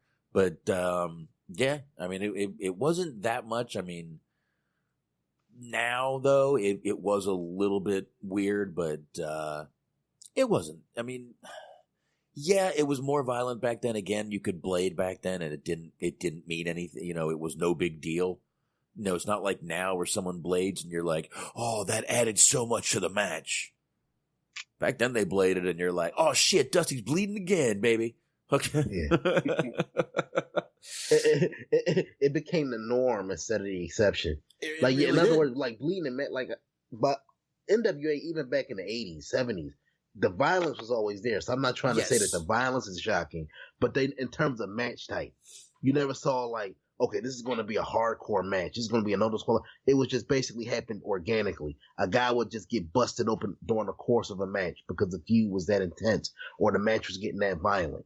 Yeah, they would either get busted open hard way or they would blade. I mean, yeah, and the match would just keep going. They wouldn't stop it. You wouldn't have a ref say, all right, we got to take a timeout. We'll put some gloves on. Yeah. Get these guys cleaned up, and we'll be right back. After these commercial messages. The ref pull his little gloves out of his little pocket. Oh, he's so cute. But I enjoyed this match. Yeah, it was definitely good, man. And yeah, like I said, it was weird to see a little bit of the fucking violence going on, but not the violence again, the chairs and shit like that. But good shit, man. Good fucking shit. And like I said, I'm loving this whole show. We got the Rock and Roll Express coming soon, which is going to make it an even better show for me. What I didn't like on this show was the women's match that they had, which was Marty Bell versus, I forget that girl's name. It was the girl that went against Allison last week. But God, this match was like slow and over choreographed. Did you see how slow they were moving? And you could see them talking to each other in the corner. Was it just me? Just me. Marty Bell is an attractive woman. Yeah, I was preoccupied with other things. Wasn't exactly watching the moves. You were looking at Marty Bell's ass, weren't you? Yes, and I believe, I don't know if anyone else can vouch for me on this one or not, but I feel like she's actually slimmed down a bit, and I'm not in favor of such things. I feel like she lost a little bit of her quote-unquote explosiveness. Explosiveness, okay. She lost some of that jiggle in the suplex, did she? That's right. I mean, there's still plenty. Nobody's going hungry, but, you know. No, she's. I mean, look, I'm not saying both of those girls were hot. The match was just very slow, very over choreographed, and you could literally see them in the corner talking to each other. So I don't know, which just the match itself wasn't going good, and the fact that you could see them talking to each other just kind of made it a worse match for me. But again, it was one match out of, you know, and it was a women's match. So what are you gonna do? But it was just one match, and we did see Thunder Rosa tonight.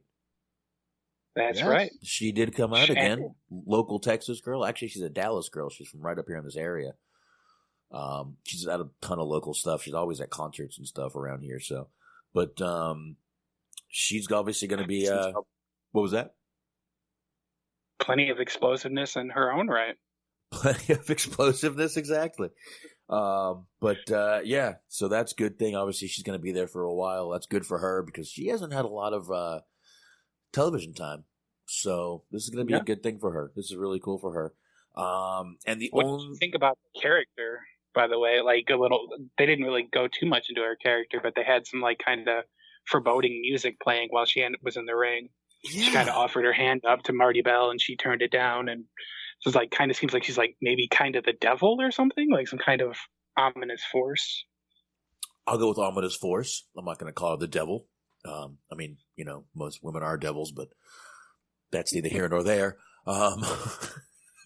That's nothing to talk about on this show. But I don't know. I mean, her character is kind of that, you know, half dead kind of Days of the Dead kind of character. So I don't know. It'll be cool. I definitely am looking forward to seeing her. Like I said, I've seen her around the area just because, again, she's a local around here. So just by seeing the wrestling shows, I see her see her name being announced for a lot of shows. But that music was awfully weird because it was really loud. It was. Yeah, it was loud, and I'm kind of like, did someone turn on a radio or? Oh. I think, you know what, also, I'm just now realizing, I think that's what makes it even more special is they don't normally do the music. So it's even more jarring. Yeah, because you know they don't even have music when they come down, which I love. They come to the ring, just opening going through the curtain, and that's it. Yeah. But yeah, she had this and it wasn't until she got in the ring and they started playing this crazy music. So yeah, you were a little confused by it. I won't. That's definitely true. I was confused by it. What's even more confusing is how anyone who owns his own business can afford to, if you buy 3 waffles, give away four golden tire irons. I don't get it, guys. They have to be gluten free. This man is crazy. They do have to be gluten-free waffles. I understand that. But, you know, the funny thing is that stuff is more expensive to buy. But he must be getting a sweet deal on those gold tire irons over there, man, to get that fucking deal. I mean, buy 3 gluten-free waffles and you get 4 fucking tire irons, guys. I don't know, man. I don't know I don't know why you would need 4 tire irons. Dang. I don't know why you would need a gold tire iron, let alone 4 gold tire irons. Hey, dude, say what you want. Those 4 tire irons are an upgrade from a hot dog and a handshake. I mean, like, you pay a young up and comer with tire irons. At least you be giving them something they can use. Yeah, I guess so. I mean, yeah, you can. I mean, it's good to use in a robbery. I don't. I mean, you get a lug wrench when you buy your car, dude. I mean, I mean, I just don't know why you would need a goddamn tire iron, let alone 4, and let alone a gold tire iron. I refuse to shit on this. Tony Falk, Austin Idol, these two gentlemen are the gifts that keep on giving. Listen, man, I'm not shitting on it. I'm just trying to make logic and sense of it, man. That's all I'm doing. All right. Yeah, sometimes you just gotta let the good times roll. Antox is I right. will say, for what it's worth, Tony Falk is, as he said, from Paducah, Kentucky. I've actually been to Paducah, Kentucky. It's the only time I've seen something that is known as a traveling adult store, which is exactly what you might think it is, and it's very ominous and scary. So let's just say that the business practices in Paducah, Kentucky aren't exactly conventional. I like that. That's a good idea. Now, Antox has a good point. Could you sell back the tire irons and get more gluten-free waffles? That's a great question. Has to be answered. What do you guys think? Only on Wednesdays, I'd imagine. Totally no sold. Jesus, you guys suck sometimes. Anyway, I think it would be a good little deal. Listen, I don't need a tire iron. You know, I have like a car and it came with a lug wrench. So how about you give me more waffles and you keep those tire irons, pal? Okay, Sean. You're gonna need the tire irons one day. Hey, Sean, I'll get out of the listen. Apparently, Sean Mooney interviewed Dave Lacana today. He's one of the executive producers. He's the executive producer at NWA. I'm interested in that interview because whoever's like in charge of like the booking of this show, I'm a big fan of because they're really paying attention to detail. Like I said earlier, continuity. The matches are short and sweet, which I like. Again, it's only an hour show, so I know they have to be. But I think NWA might have had pretty close to as many matches as Raw this week, though. Yeah, but I mean, these men, they flew by. They flew by, man. This 52 minutes flew by. It did. I will say I have a point and I have a question. Okay. Before we move on to another topic here, you briefly mentioned Josephus. During his promo, he used the phrase shapeshifters numerous times. Now, if this leads to what I think it might lead to, if he starts like developing a character where he's doing like some Alex Jones conspiracy theory type shit, like flat earther style stuff, he is going to get over as a heel so fucking hard. Like, I guarantee you it's going to be money. It would kind of be like a complete 180 of a Daniel Bryan character. Mm-hmm. Yeah. It'll get over. I can guarantee it. It would. Some sort of weird conspiracy theory kind of guy with the shape-shifting and stuff. But shape-shifting is also something that's believed in the spiritual world of the Native Americans, too. So, could be going a few ways, man. You know? Yeah, I put it to you like this: it won't happen. But if they could somehow coax the body, if they can coax Jesse Ventura from off the grid and managing Josephus, they could have gold. That would be a gold pairing right there. Saying the documents. I was a former Navy SEAL with the World Order. I was the governor of Minnesota. I'm a former Navy SEAL. Chris Kyle never hit me in the face. Anyway. I single-handedly plugged the WikiLeaks, McMahon. There was thermite paint on the... Oh, anyway, let's not get into the whole Jesse Ventura thing. I don't know. What else did we have on NWA there, guys, besides the little main event match there, which... was a really good main event match, but a lot of guys in it, and I don't know what you guys want to do. Again, Colt Cabana. Sorry to cut you up, but really quick. That pin that Colt Cabana did, I've never seen that pin before, but it was really awful, and the fact that he won with it made me cringe 3 times. Now, what did you guys think of the stakes involved with it? Because I believe, let me see here, if Storm won, if his team won, he not only got a world title shot, but he also had to relinquish the national title. Meaning that if he lost the world title match, he would be out of contention. He would have to start from the bottom. Right. If Aldis' team won, then Colt Cabana got a shot at Storm. What did you guys think of those stipulations? I actually appreciated the fact that they added those stipulations because it took what could have been just a an average match at best and put some stakes on it. Yeah, I did like it. In the beginning, I was kind of like, wait, what? If whose team wins? What? Who? What? Y'all didn't break that down very good. But then by the end of it, I was like, oh, I get it now. It was good. And I kind of liked it, in back to the beginning where the promo and James Storm kind of said, this is about putting things on the line and having things to lose and this and that and sacrifice and blah, blah, blah. So, again, little continuity going right back into the, end of the match here. And, yeah, Colt Cabana, and again, Antox is saying that Colt Cabana does that Superman pin all the time. It's awful. I've never seen it. I apologize. It's awful. So, there he you does go. do it pretty often. What? Yeah. He does do it pretty often. He was in New Japan a couple months ago, and he won one of the G1 Cup matches he was in with a Superman pin. I find that move just awful. So you're not a fan? Okay. No, not a fan. Not a fan. So this was the 4th episode, right, of NWA? Yep. Mm-hmm. So 4 weeks in, you guys think they're still on a good pace? Yes, I do. I'm still enjoying it. I mean, I'm not sure what that means for anybody. That's my personal opinion.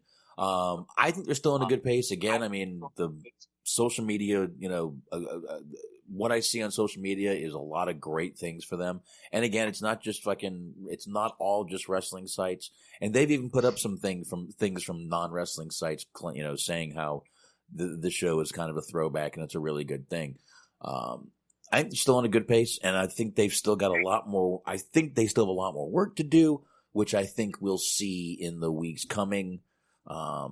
They seem like a show that's listening to what social media is saying, so that's probably a good thing right there. So right now it's the most fun I'm having watching wrestling during the week. It's the only show I watch that I'm not like, all right, 3 hours of this.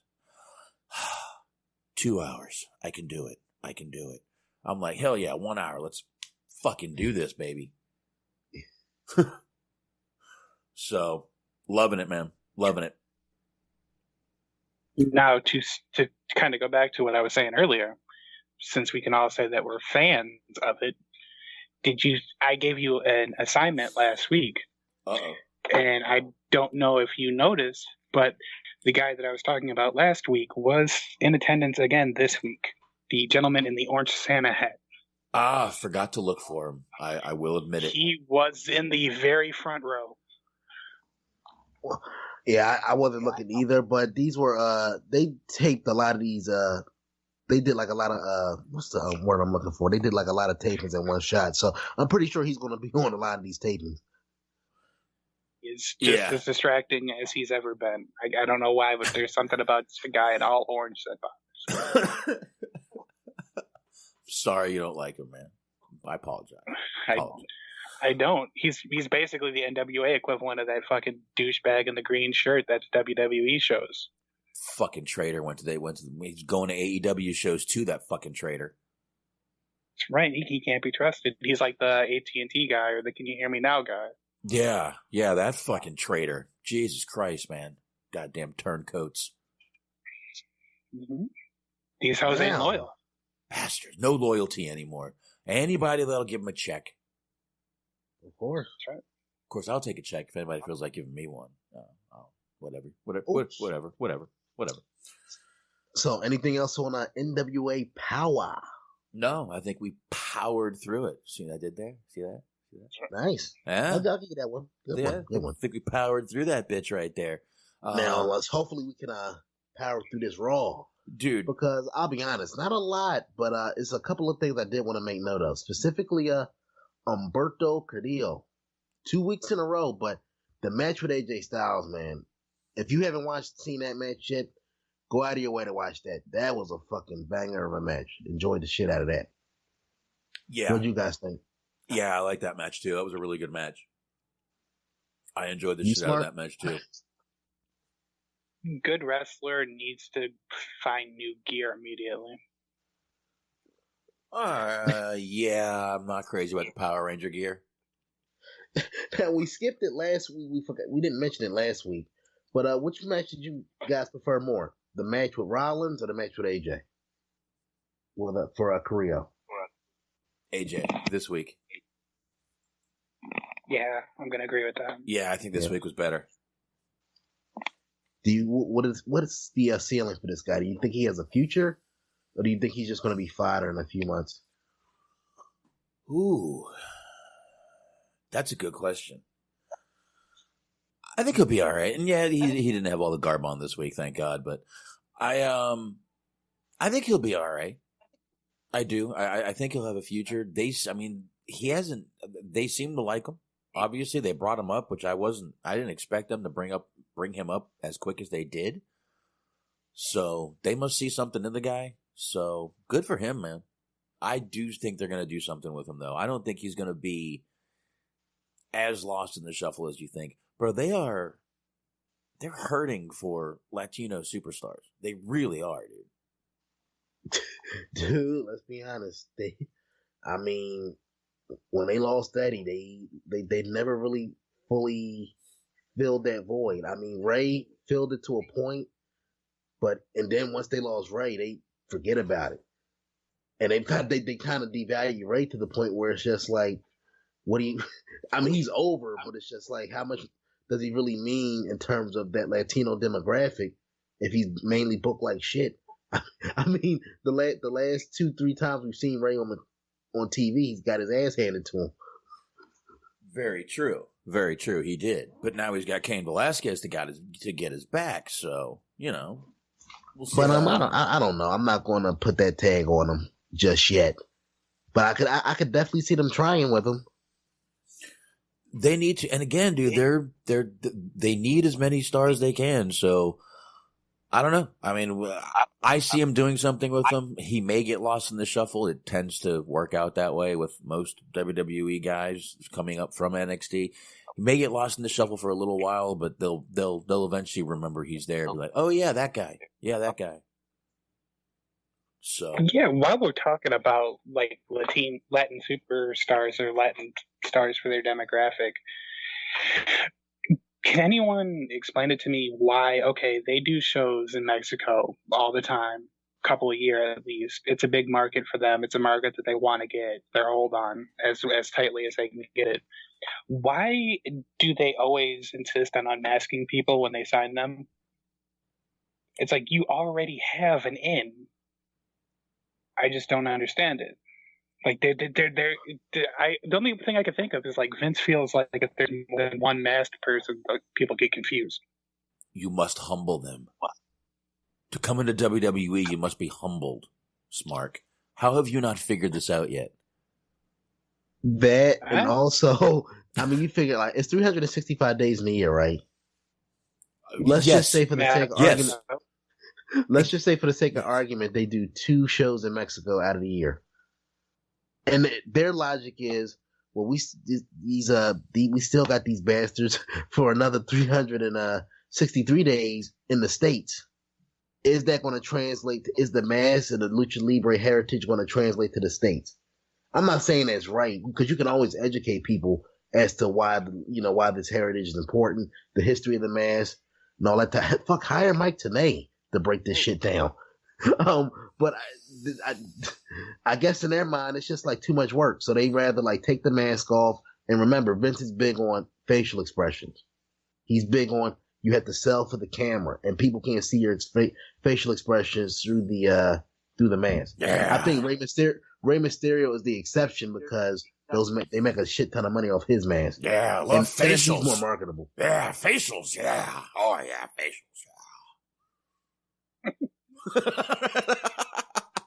Sorry. I feel like every once in a while the Vince ends up slipping into a little bit of like a Tim Allen impression too, which actually makes it even better. Tim Allen? Nah, you got even facial.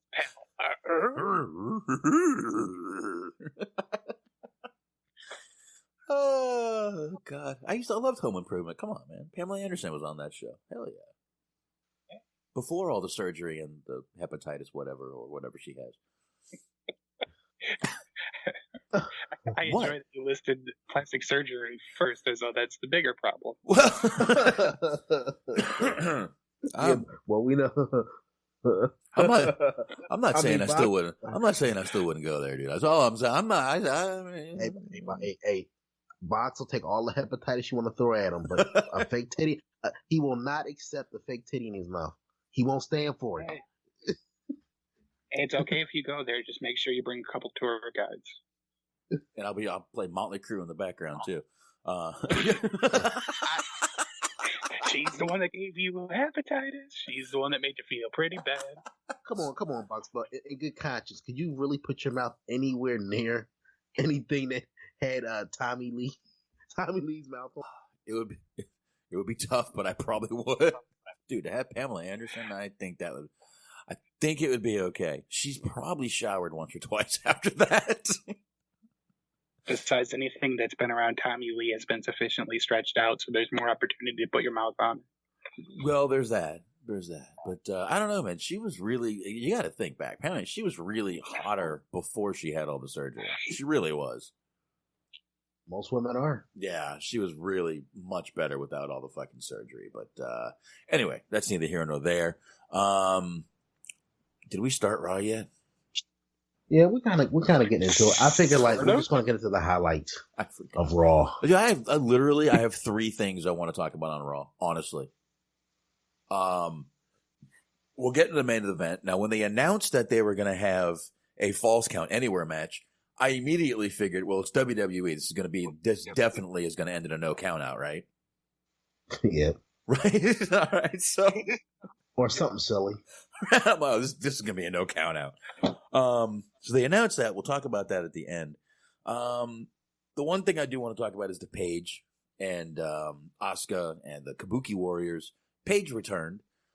You could kind of tell she couldn't fully. She looks like she didn't have full motion in her neck because she wasn't throwing her neck around like she usually does. Asuka came out there. Speaking of facials, looks like Asuka got a facial from the Incredible Hulk. Hulk, come! But they ended up turning even more heel when Asuka decided to mist Paige before the match. Now, here was my issue that I want to get into. They do this whole heel turn, and they have Becky come down, right?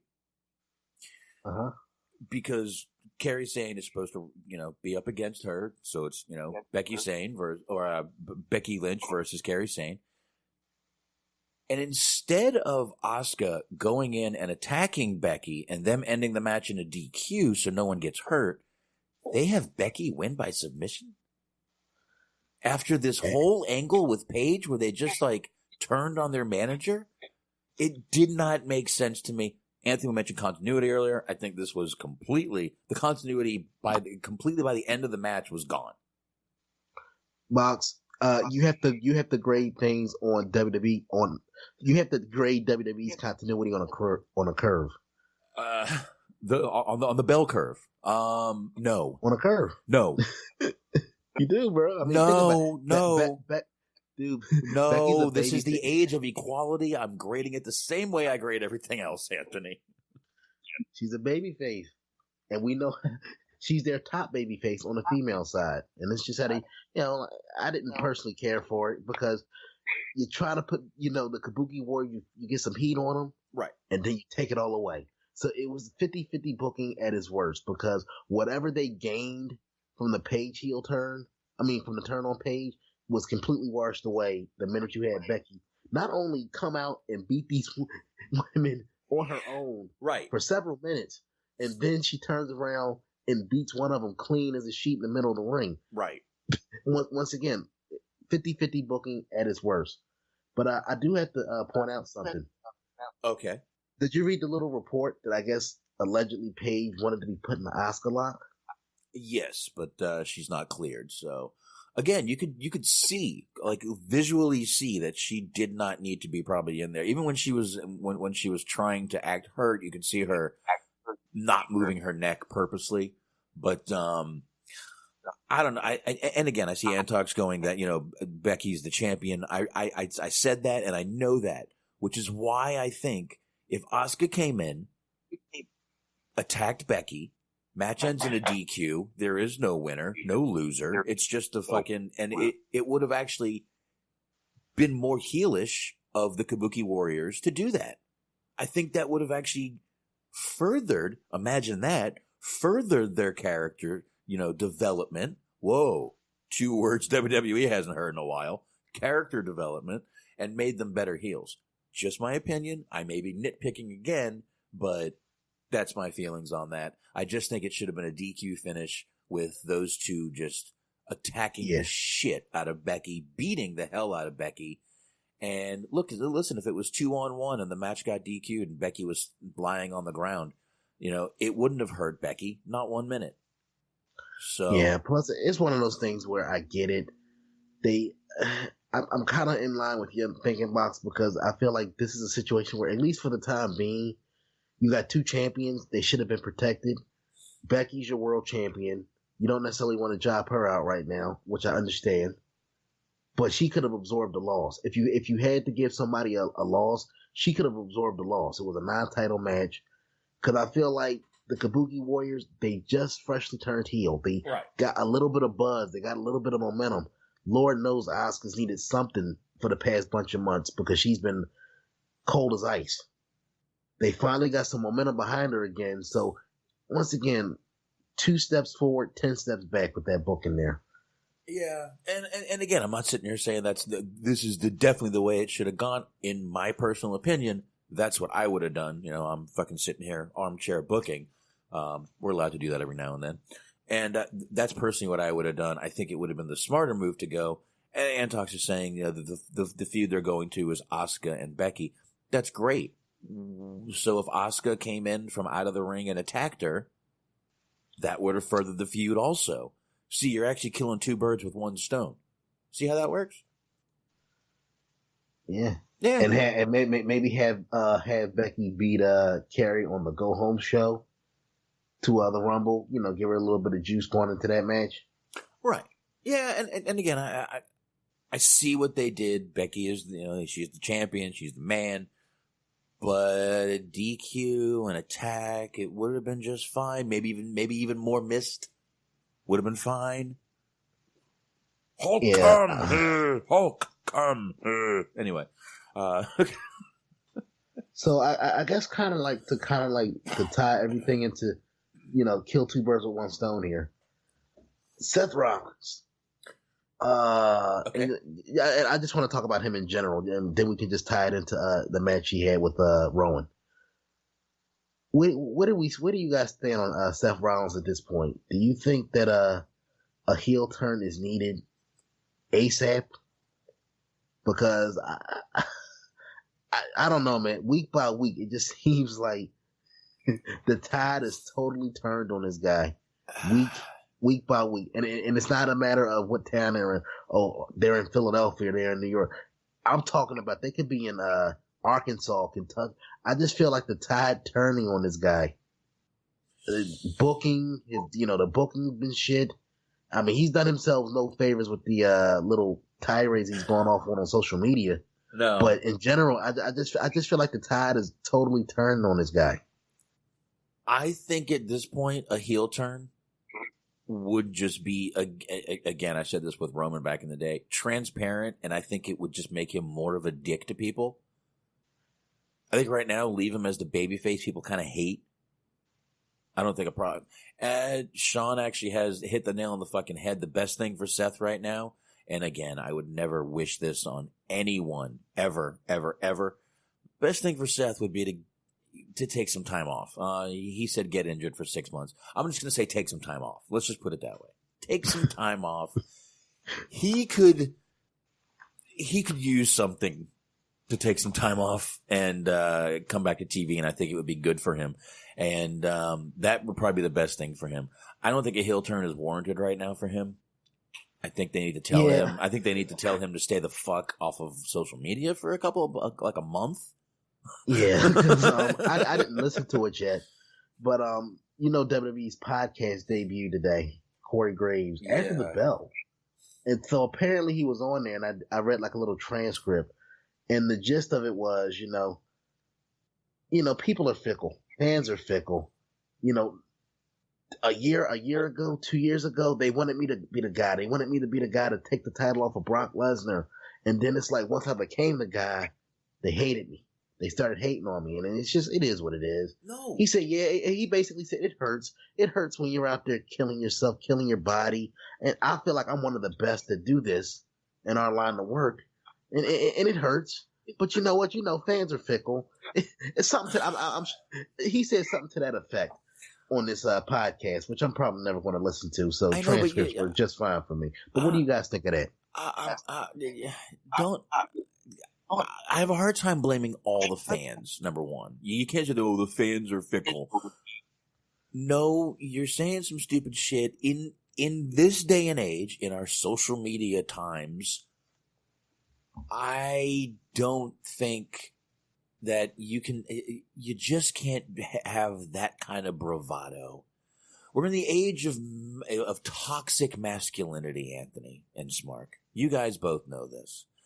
And to sit there and actually think you're the best at something when it used to be a good thing now isn't a good thing. So it's a little bit the fans, I will say that. Maybe you should know when to fucking back off and shut up too. Don't blame the fans. You're the one doing the fucking tweeting, pal. Take some fucking responsibility for yourself. I'm not the one typing on your fucking Twitter these comments. Am I? Are you, Anthony? Are you, Smark? No, you are. I won't admit to it.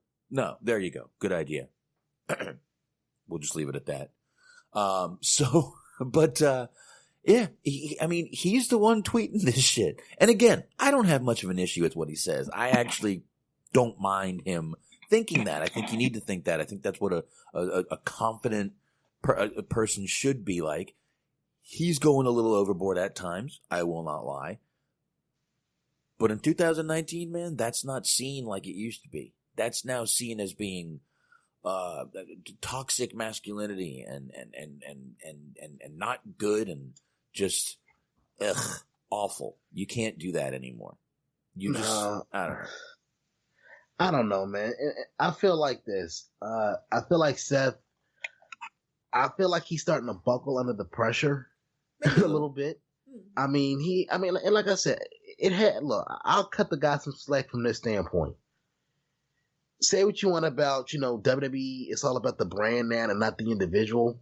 But Seth strikes me as the type of guy that kind of like wants to put that pressure on himself as being the focal point of being the guy. He strikes me as one of those guys that he sees himself as like almost like in that Bret Hart, Shawn Michaels role of the mid 1990s. Got to put the company on his back.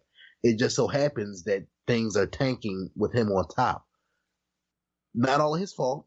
Not all his fault, but he does have to take some of the blame here.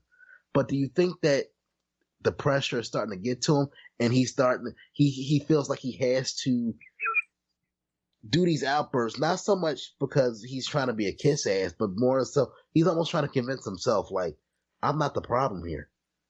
The fans are the problem. They don't see that they're not seeing through all of, they're not paying attention to my hard work, that I'm busting my ass night in and night out, working through injuries. You feel like he's trying to like almost push off his insecurities onto the fans with these outbursts. Okay. I see that. I do. But it's funny you brought up Bret Hart. Just imagine Bret Hart. His old catchphrase. Best there is, best there was, best there ever will be. Imagine if he put that on social media. Just imagine Bret Hart in his prime right now. Let's just kind of get the old, Wayback Machine and kind of play with time a little bit.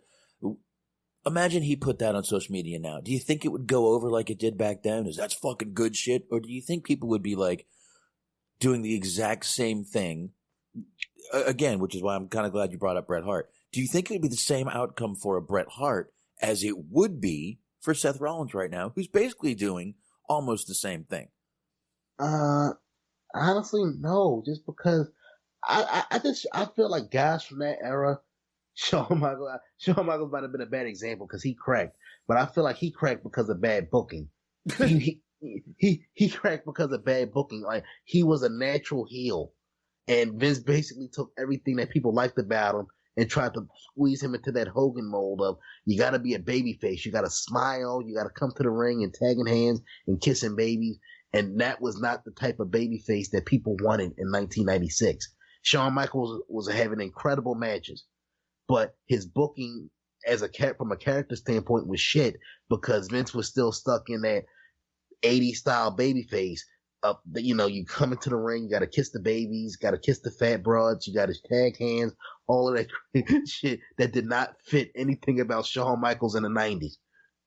Damn, now we're calling broads fat on this show. Anyway.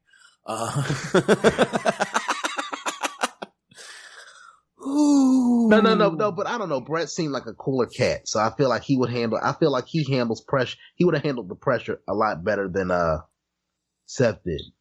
Maybe, and again, that's fine. And again, we were putting them in their prime in 2019, so yeah, all right.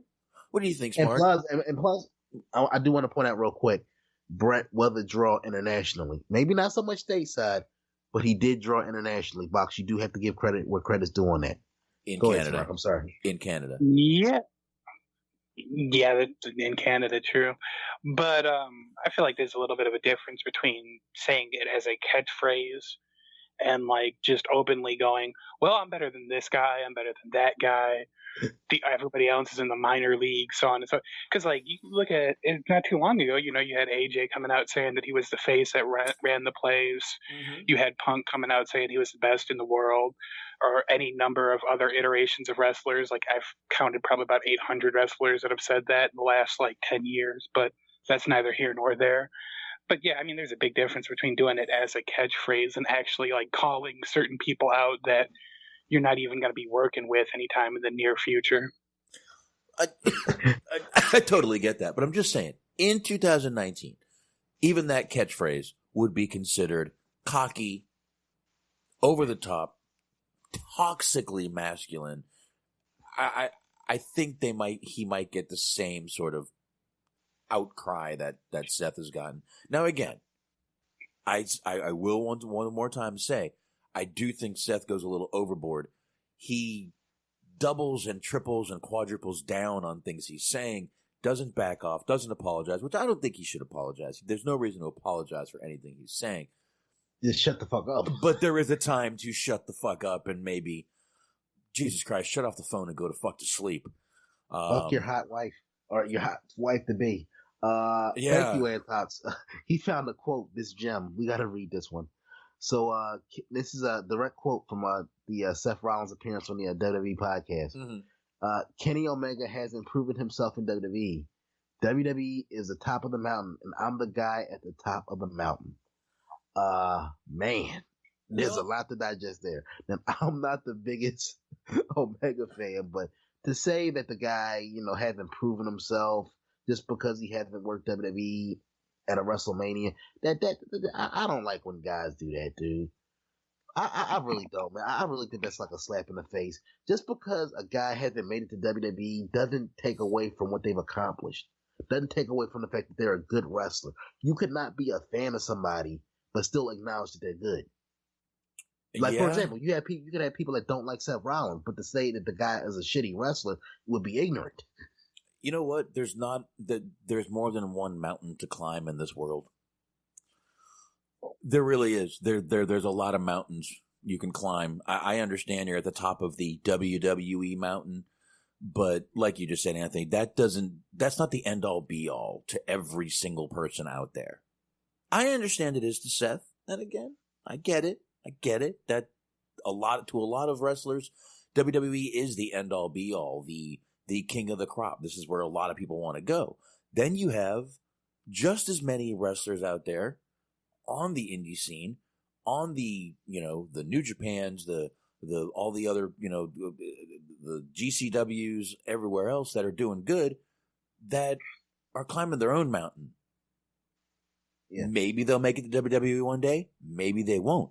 Kenny Omega has done, I would honestly say, incredible for himself, despite not being in WWE.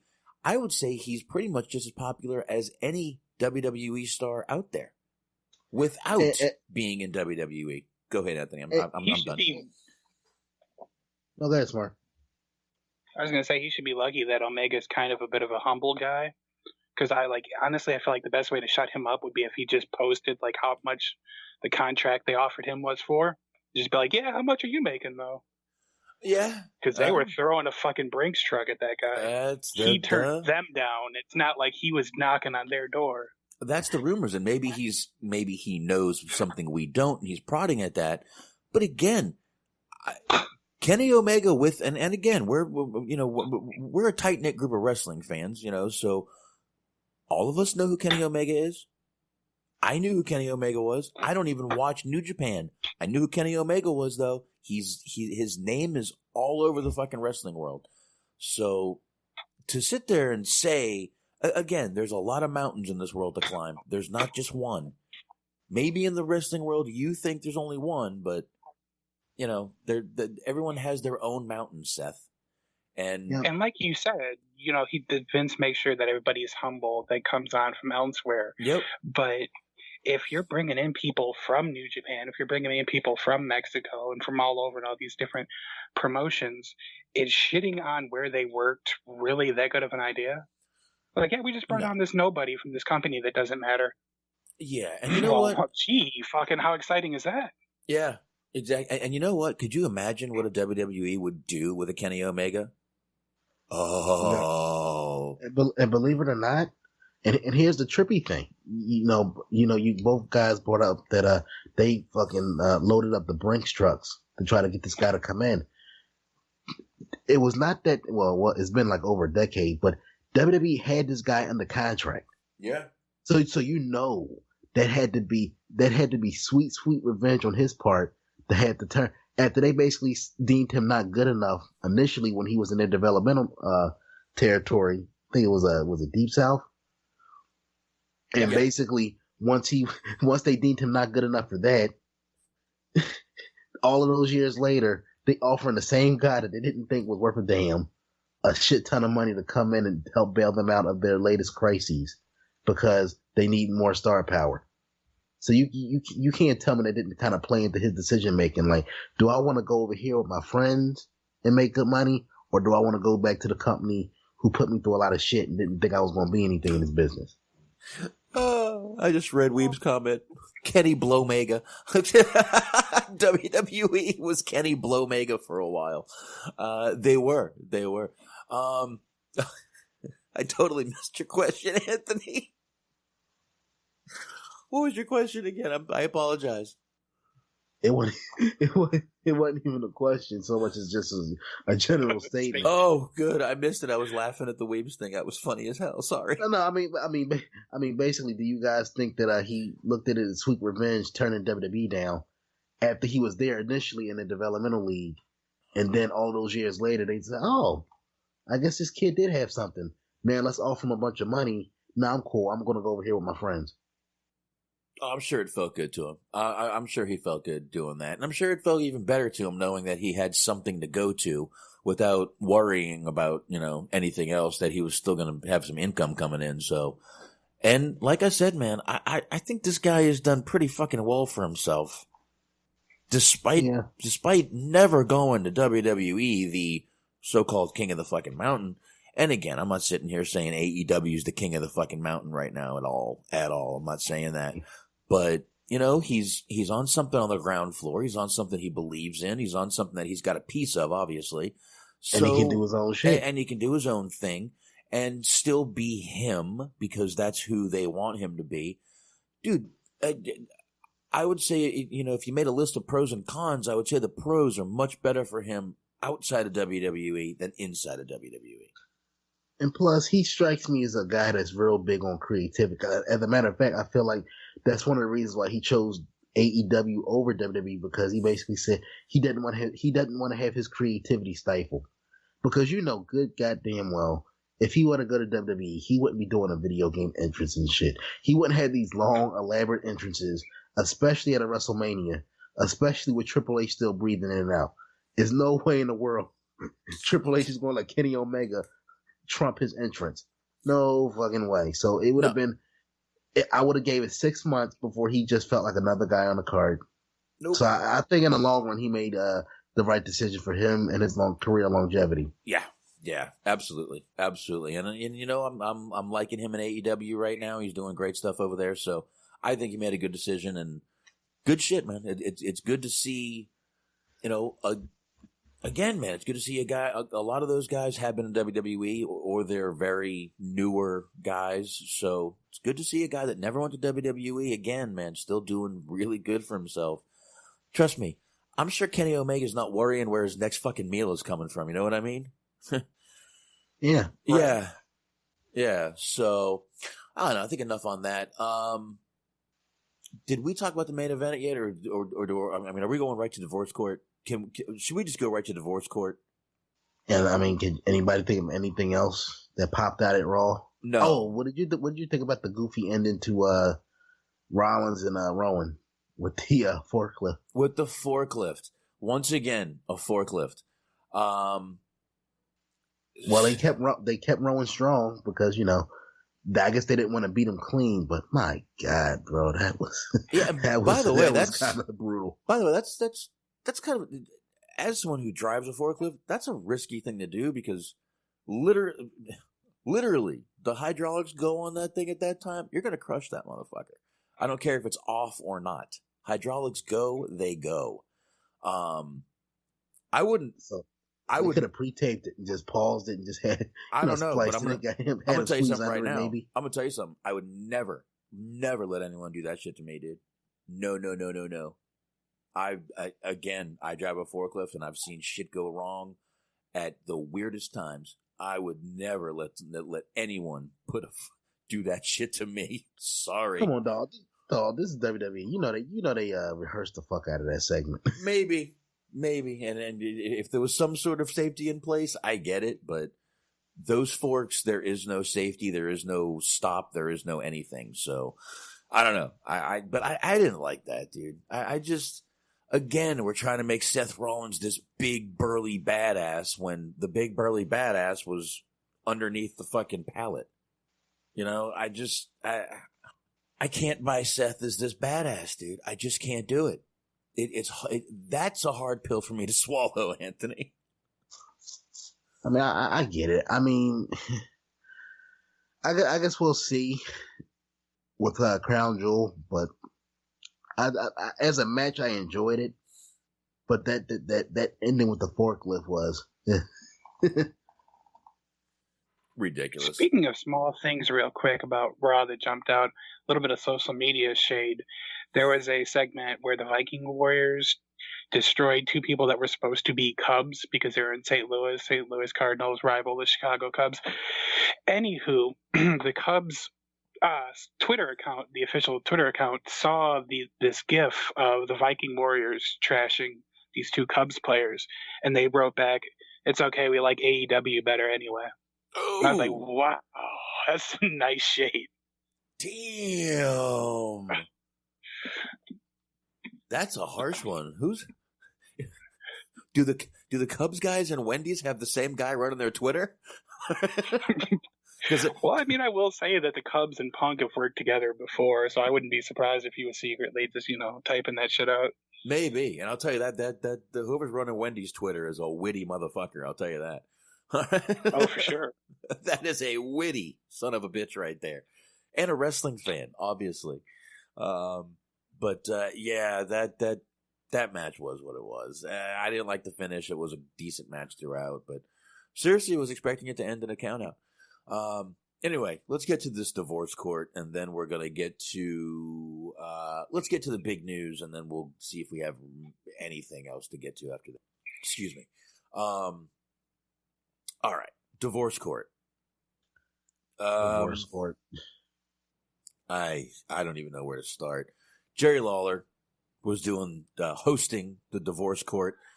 He was creepily excited about it the whole show. I don't know if anyone else caught that, but it was almost just cringeworthy how excited he was to see someone else get divorced after his multitude of divorces and bad relationships. But he's just like, yeah. Hey, dude, he was in his element. He got to be old school Lawler for a night. It was 1998 all over again for those guys. I guess so. I guess he was feeling some nostalgia too. I don't know. Maybe he was having JR flashbacks. This whole storyline, and I said before, I don't like these cheating storylines, especially the fact that it's a real couple, and especially the fact that Ryback is saying that they're in now again, this is Ryback. He's saying this, not me, not Dave Meltzer. Ryback is saying, according to what he's heard, right now, Rusev and Lana are in negotiations. They're not even... what? Go ahead, Anthony. What were you going to say? I got to take that with a grain of salt, because I would think that if they were in negotiations, they would have just pulled them off of TV. Because it would seem kind of weird. Even if you're trashing somebody, why give them exposure? Or is this maybe a test to see how far they'll go? How far are they willing to take it? I don't know, man. Listen, again, I preferenced it with this as Ryback, not Meltzer or anyone like that. So that's why I said what I said before. Grain of salt, definitely. But I could also see Vince being like, well, let's see how much we can put them through. Yeah, let's see their facials. Dude, Rusev is fresh out of fucks to give. There was so much about the segment that was gold to me. I loved how they tried to make Rusev a heel by basically trying to say he's a sex addict. He wanted to have sex all the time with his hot wife, and I don't know what the fuck they were expecting with that reveal.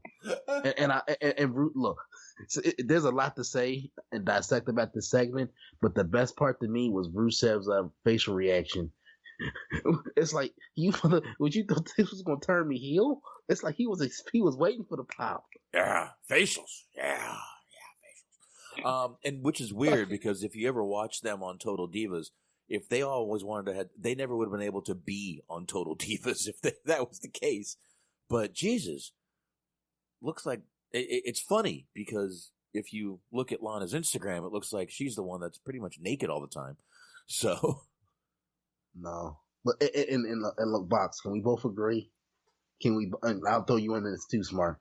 Can we both agree that if we were in Rusev's shoes, we had the same type of demands on our wife if they look like Lana? Yes. The bed, the kitchen, the table, the library, the mall, Costco, that was awesome. Dude. Albertsons, like any grocery store. Fucking everywhere. If they were getting a legitimate divorce at that moment, she gave him the best going away gift of all time because he would have him lined up around the corner. Yeah. By the time he walked out the building, bro, that was the best advertisement that you could ever get at, man. Now, what I do wonder is, since she said that Rusev cheated on me first, are they going to actually involve someone else in this little storyline? Jesus Christ. I don't know. Maybe not. I hated the whole, and I saw, shout out to Wrestling Overdose. I saw Shaheen put out a post saying how uncomfortable it was to watch this shit. I 100% agree. And I've said that since the first, and again, mine's a little bit more life experiences, and we'll leave it at that. But, I agree, man. It's hard to watch knowing they're a couple. And again, if you watch those two on Total Divas, they are Rusev and Lana are they are a great couple together. They are like, they mesh. They're almost as good of a couple as Miz and Maurice. They really, really are. They're great. And Rusev is fucking hilarious, by the way. Absolutely fucking hilarious. So, Sean mentions the baby thing with Rusev and Maria. I forgot about that. This is what happens when I drink and smoke pot. I forget things. Definitely could be a callback to that. Maybe they'll let Mike go and not Maria. I don't know. Yeah. And also, I'm glad Sean brought that up. I do think, speaking to your point, Shaheen's point about it being uncomfortable, it did get kind of awkward for me watching it at home when they basically try to make a heel out of the guy for wanting to start a family with his wife. My God, that was kind of like, I mean, only in the mind of Vince McMahon could he frame a married man wanting to start a family with his wife as a bad thing. Dude, you wanted to make me pregnant and carry on the Rusev name, and he's sitting there like, yeah. What's the problem? Like, dude, like, they don't know, dude. It's just like when they were sitting there as Enzo being this baby face trying to fuck Lana. You're trying to fuck a married woman. How are you the baby face? This is the complete 180 of it. How is he the fucking heel when he's trying to do what mostly every married couple wants to do? And once again, Sean, I totally agree. Lana's been going back and forth with that accent a while. If you haven't noticed, she does not have the accent at all on Total Divas. So if you watch that, it's completely gone, which, again, I know that really has nothing to do with Raw, but she's been going in and out of that accent for a while.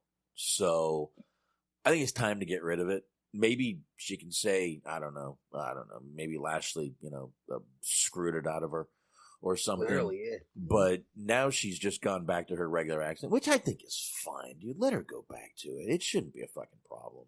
No one cares. No one thought that accent was real.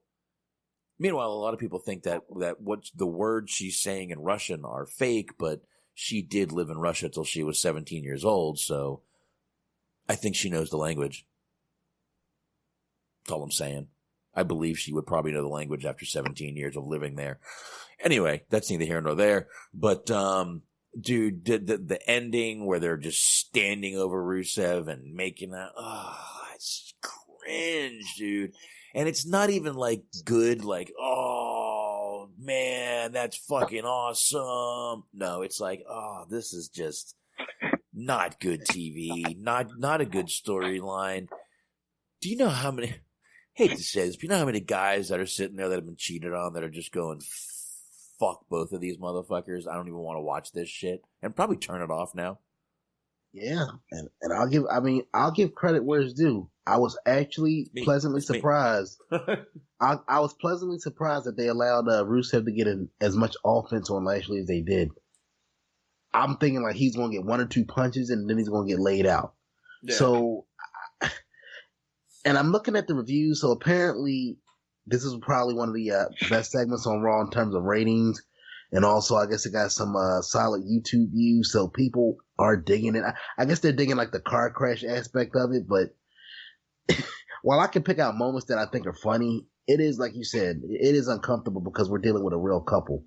And you're basically kind of like making their relationship. I don't think a person's real life relationship, personal issues behind the scenes should be made for storyline fodder. Some things should be sacred ground.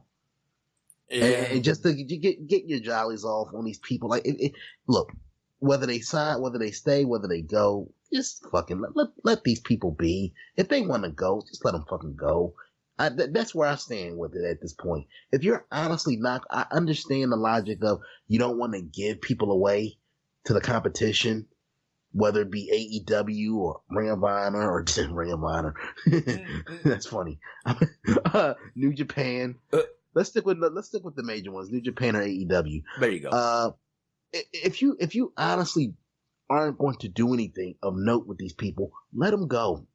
Rusev, as much as I like the guy, is not going to be a game changer to the point where they're going to, you know what I mean? He's not going to go to AEW and be a game changer. He's not going to go to New Japan and be a game changer. I think he has the ability to be a top guy, but he's not going to be somebody that's going to tilt the balance of power in favor of the other company in comparison to WWE.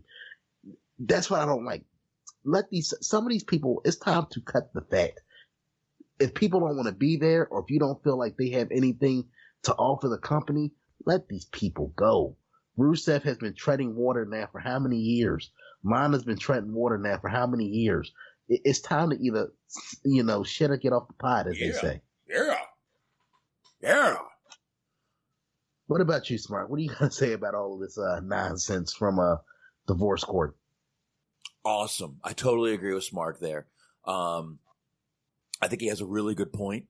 The segment wasn't worth shit. I totally agree with Smark and what he just said.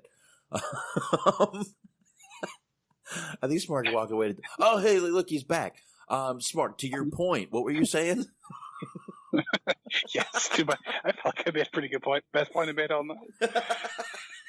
No, but Smart, before we get into the main event of the evening, what are you? Any final thoughts on the divorce angle from Raw? I'm just so disappointed that it was the highest rated segment of the night, because that means we're going to get way more of it. You're right. Sometimes they take that wrong. They don't understand that train wreck aspect. They think, oh, look, it was the highest rated. People were checking it out for the horribleness. It's that train wreck. It's why people really watch NASCAR, for the car wrecks. Maybe they're not taking it wrong. Maybe they're taking it right. Maybe they know themselves better than we do. And they know that people will tune in for just god awful shit. Well, I don't know. I mean, it's kind of like when you say, can WWE get any worse? They take that as a challenge every now and then.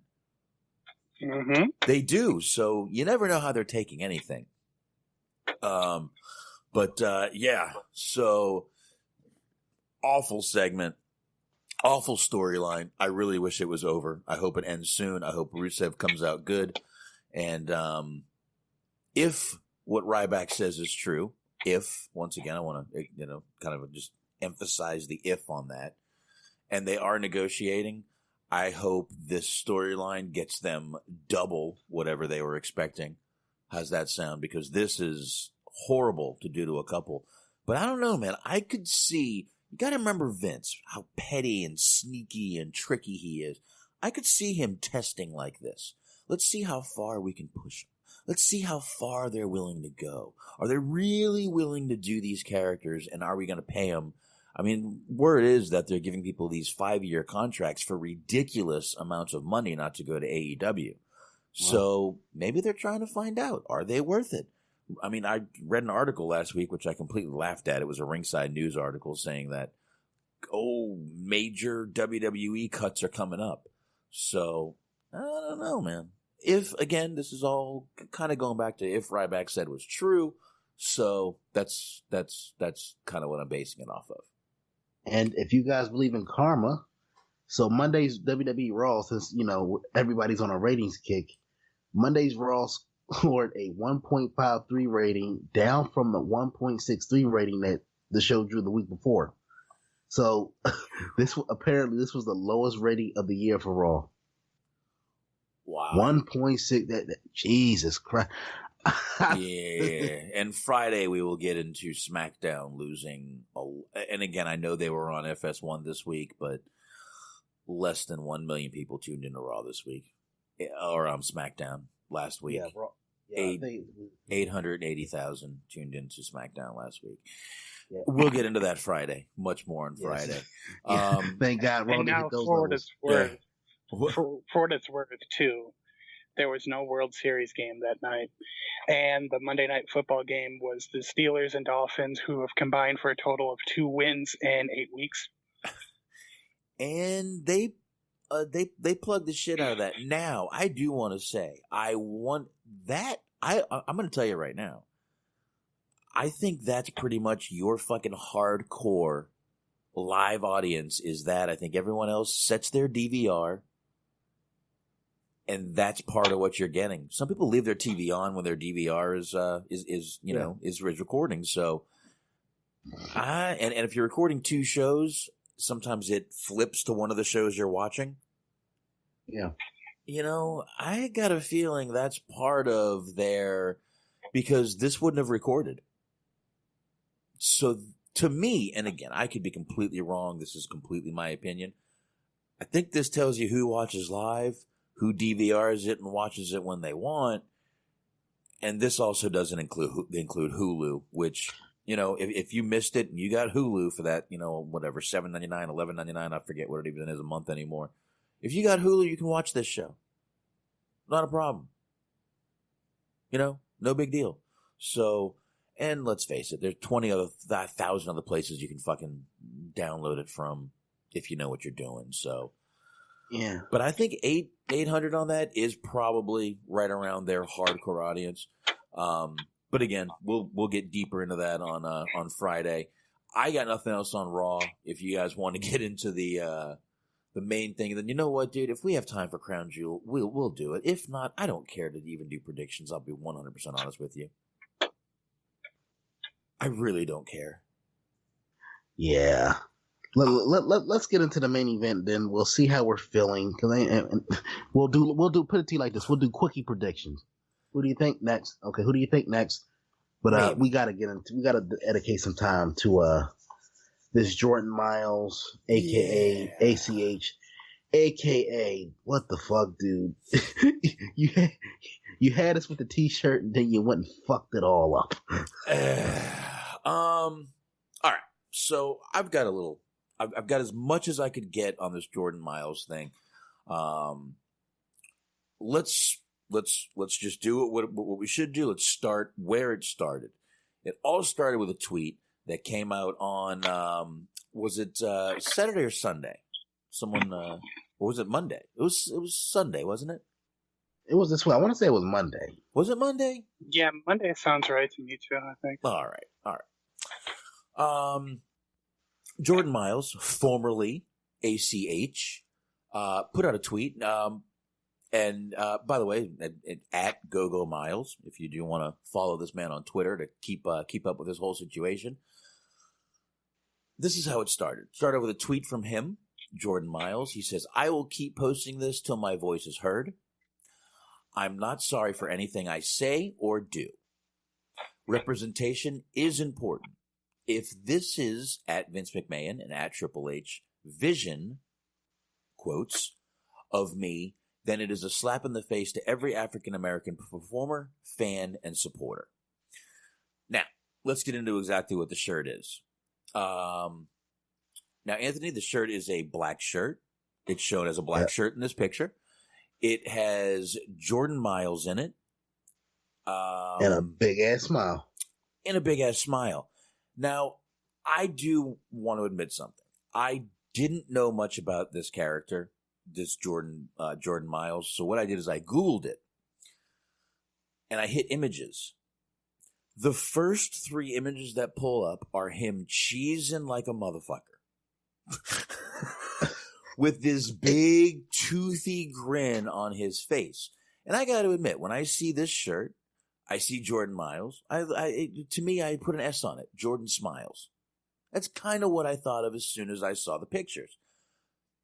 Now, again, I am not an African American. I've never experienced racism. I've been bullied because I'm Jewish, which is not even close to what other people experience. But that's got nothing to do with nothing. I didn't see it until someone put the picture side by side. Racially, I mean, I want to preface this real quick, right off the bat. You know, Jordan, his later shit that he said, which I'll rip him a new ass for as we get to it. Mm-hmm. He was totally out of line. I didn't appreciate the stance he took against Jay Lethal. Man, it has nothing to do with this shit. But in terms of the T-shirt, regardless of what you think of him, what he said since, he was 100% spot on the money. And for people that say, he had to approve. Bull, I don't give a fuck what he approved. WWE is in charge of putting the merchandise out. If somebody came to them and said, "Hey, I got an idea for a KKK T-shirt," they wouldn't put that shit out because they know the kind of fucking backlash they would get from it. It doesn't matter if he was on board with the shirt. WWE, you can't tell me there was not a person in that goddamn company with a brain cell to look at this and say, 2019, with racial tensions being at an all-time high, it's probably not a good idea to put this shit on the market. This is going to cause some shit. I'm sorry, but does it have to be even 2019? Does it really have to be 2019 to know that this might cause some tension? And again, I didn't quite see it until I saw it. And once I saw it, I was like, oh, shit. Yeah. Now I see, because obviously I scrolled down. I was like, oh, shit, now I see what's going on. It's pretty, once again, I'm going to say what I said in the beginning. I'm not denying 1 ounce of fucking, no part of me is denying this shirt is offensive. I think both parties handled it really wrong. I think the fact that he had and by the way, this was supposed to be back like months ago when this all came out. Yeah. Why bring it up now?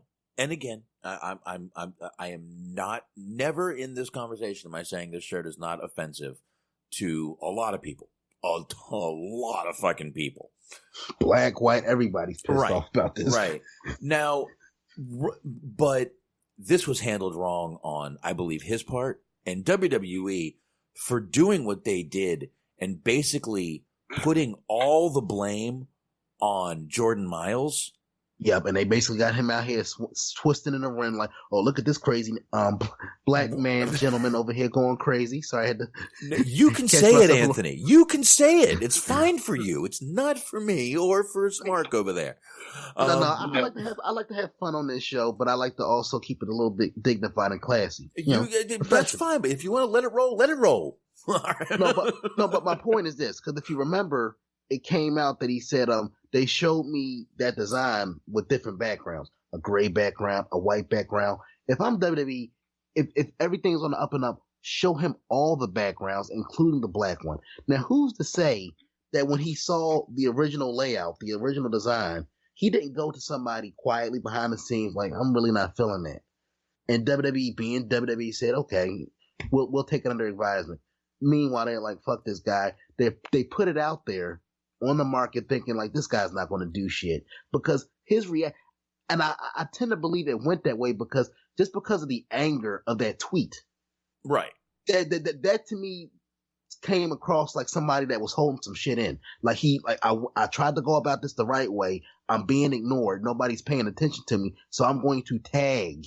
He tagged Vince. He tagged Triple H. Right. So he wanted them to see the shit. He wanted them to know that he was the one putting this out there. So to me, it sounds like he maybe did go to somebody behind the scenes. They blew it all thinking like he's not going to do anything about it. So he decided to turn around and put him on blast. Because the anger in that tweet tells me that was something that he was holding in for a minute. Because you don't just start off at 20. You don't just start off at 60.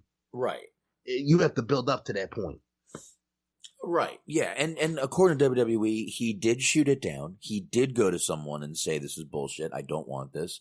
And not one of those shirts was ever sold. So, again, I'm not defending anyone here. I think they both handled this really, really badly. No shirts were sold. No one would have known about this if he didn't bring it to light. Does it deserve to be brought to light? Yes. Yes. It does. Back then, maybe when it was happening, would have been a better time. I'm a little confused on the timing. To be honest with you, a little bit confused on the timing of why he did this. Why now? Why wait this long? I don't know. And he said basically it's been stirring in him for a while, so he decided to do it now. If that's the truth, I get it. That's fine. Everything does that. Every now and then, things stir in your body, and then after a while, you just, it eats at you, and eventually you got to get it off your chest. I get it.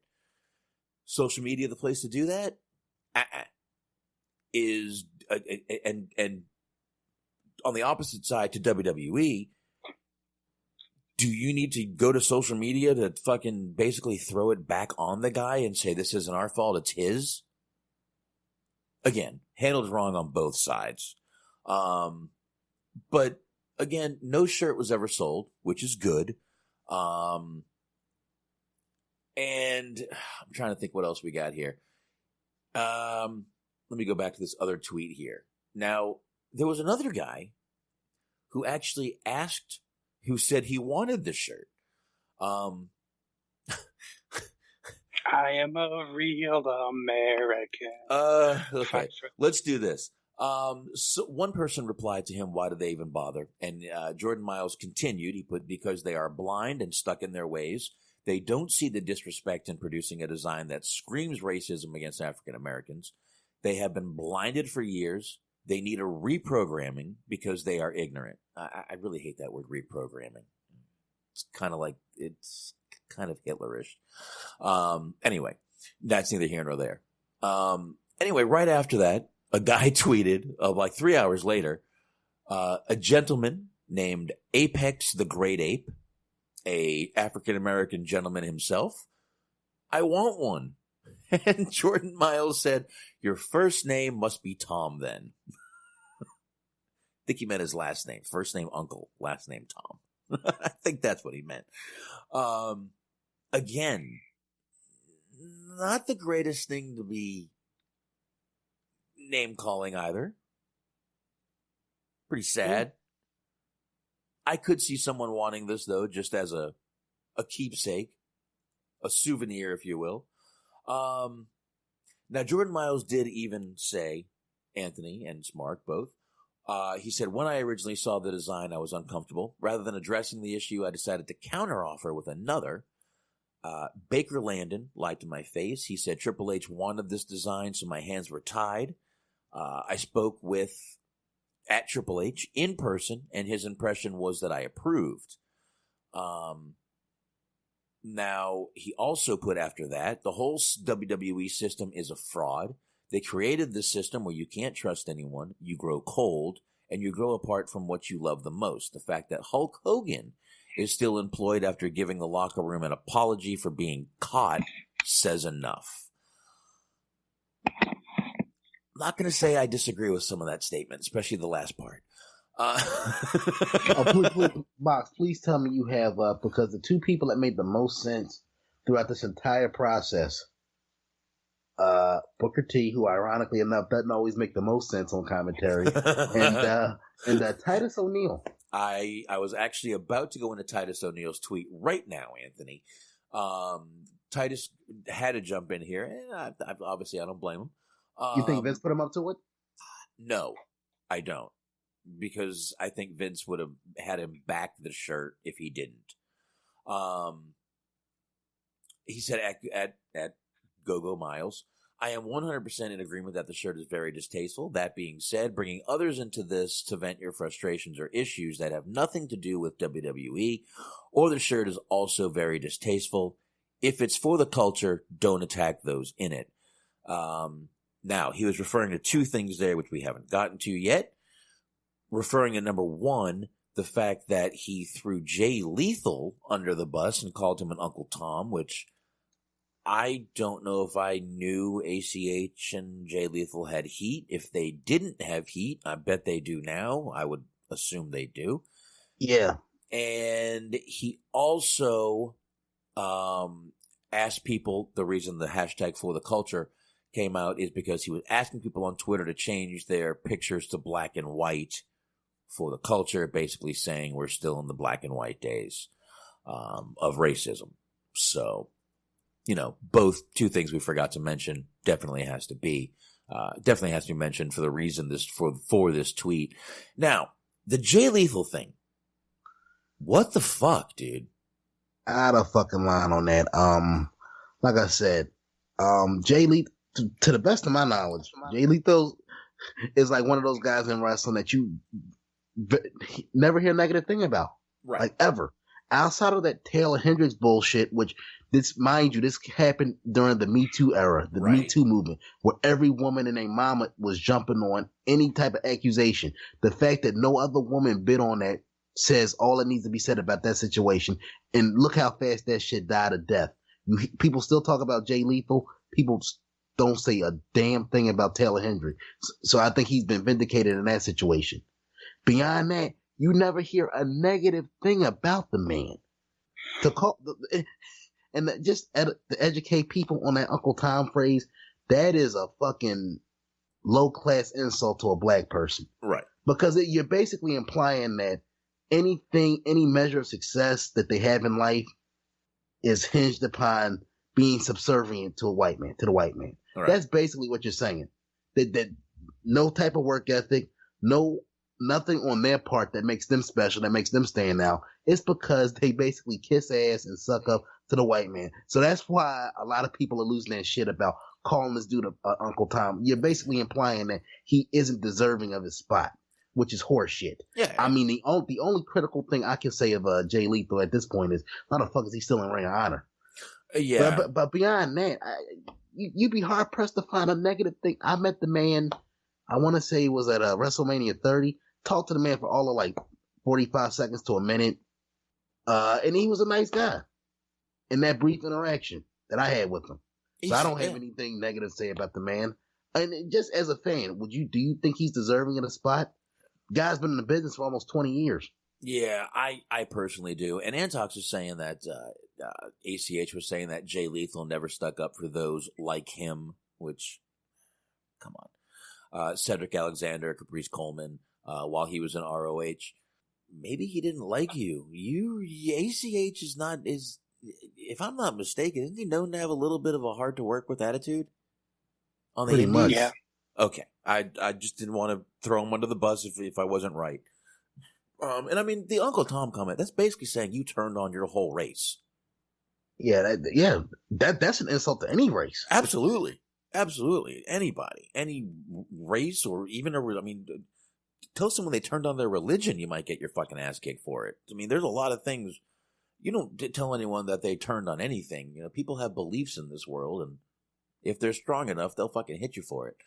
Now, thanks to our man Smarkety Smark over there, we have some deleted ACH tweets that he deleted in the middle of this whole situation, I guess you could call it. Black Bart, Black Jack Mulligan, the Black Scorpion, all portrayed by white men. Next comment. Why didn't TNA put the belt on Black Rain? How long was that Black Rain character? What? Cup of coffee? Thank you. Exactly.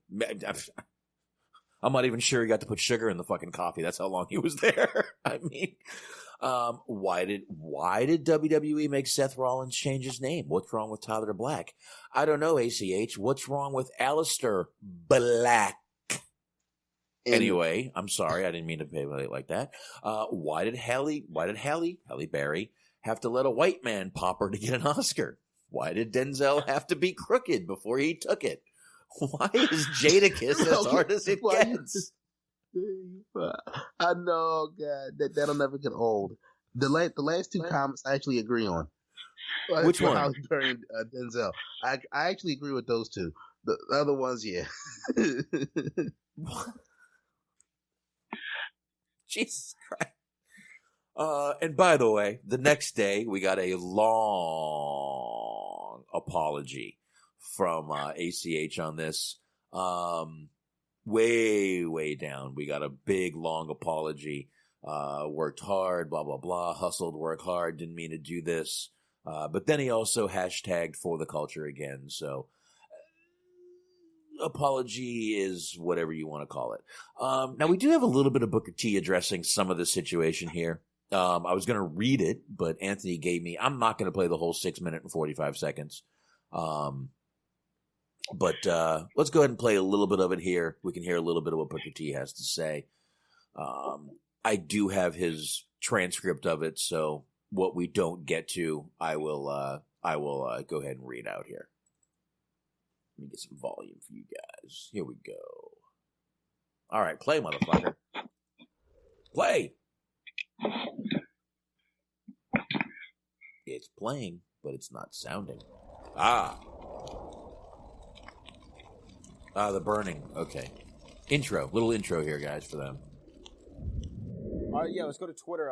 There's a question that's been coming up a lot. I've seen so far from this tweet, so let's go ahead and ask it. At Nate Laws 2 wants to know, how do you feel, Booker, about the Jordan Myles situation? Jordan Myles situation, formerly known as ACH, right? And for those of you who don't know, there's racially inappropriate in some ways, and he voices opinion about it, and there's been a lot of people. It's been all over social media. Everybody's been talking about it, about what is Booker T. I ain't been thrown out a whole lot. Yeah. First and foremost. I must say this first before we even move any further. As far as I've been in WWE for been a part of the company since 2002. 2001. Well, 2001. Officially, I got kicked off in 2002. And I've had several T-shirts, and every time I've had a T-shirt, all the way up until the Hall of Fame, which was the last one they made, I think, was they came to me and they had given me several different designs as far as, how do I like this one? How do I like this one? How do I like this one? Even going back to WCW, every time I've had a T-shirt, I was part of the process. Every time I knew exactly what it was going to look like. So therefore, I don't know how this T-shirt got out without him actually knowing about it first and foremost. That being said, my name has been thrown out there as far as where is Booker T? And even Mark Henry, people have been saying, where is Mark Henry? Yeah. But first and foremost, it's not our job to step up and defend Jordan Myles over his T-shirt. Okay. Now, one thing I can say about T-shirts, the T-shirt it's not a good looking T-shirt. All right, it's an ugly shirt. All right, I can't say that. Right. The T-shirt has a black background to it. Now, 90% of the T-shirts that are made got a black background to it. Okay, what did it look like? Blackface? Maybe some people on social media said that. It's a lot of negative people on social media that's looking for anything that they could possibly find to make racial. Okay, first and foremost, it happens all the time. So therefore, is it a racially driven concept of a T-shirt? Me personally, in 2019, I cannot think that the guys actually went into it thinking, let's make a racial shirt about Jordan Myles. Me personally, a lot of people may think that, but I just don't think the firestorm is not worth going through this. It's just not. Real quick, I'll pause that real fast, and then we'll play a little more of it. Maybe we will play the whole thing. Who knows? But one thing I do agree, and I want to ask you guys if you agree. I do think people are out there looking for racism in anything they can. 100% agree, especially on social media. We actually talked about social media earlier, how it's damaging, with the whole Seth Rollins thing. I do think people are looking for everything they can to shout racism about, but the shirt was still offensive, dude. Like I said, in 2019, again, it doesn't even have to be 2019. I believe even 5, 6, 7, 10 years ago, this shirt probably would have been seen just as offensive. I don't think it's the fact that it's 2019. I think even 10 years ago, this shirt would have been seen the same way. I don't know what you guys think, but that's my opinion on it. Go ahead, Anthony. Plead ignorance. Like I said, I'm gonna say, like, I put it to you like this: the shirt was incredibly racially insensitive. I feel like they didn't put a lot of thought into this, because I remember in Boxic, hopefully, or Smark, guys can back me up on this.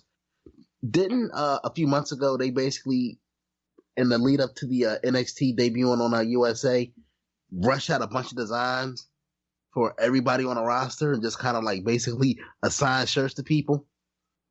Yep. Yeah. Listen, once again, but this was months ago when this happened. Months ago when this supposedly happened. And again, there's WWE was so wrong in the statement they put out. I'm going to read the statement real quick. Albert Hardy Jr., a.k.a. Jordan Myles, a.k.a. ACH, approved this T-shirt design for sale. As always, we work collaboratively, wow, it's a hard word, with all of our performers to develop logos and merchandise designs and get their input and approval before proceeding. The same process was done with Albert, and we responded swiftly once he later requested the logo T-shirt be redesigned. No T-shirts were sold.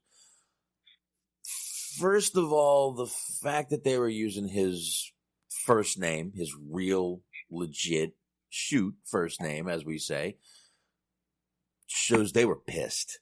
In my opinion, this is pissed. Pissed off that they threw his real name. He's not long for that WWE world. No. I totally agree with that. But I don't like, again, I said they handled it wrong.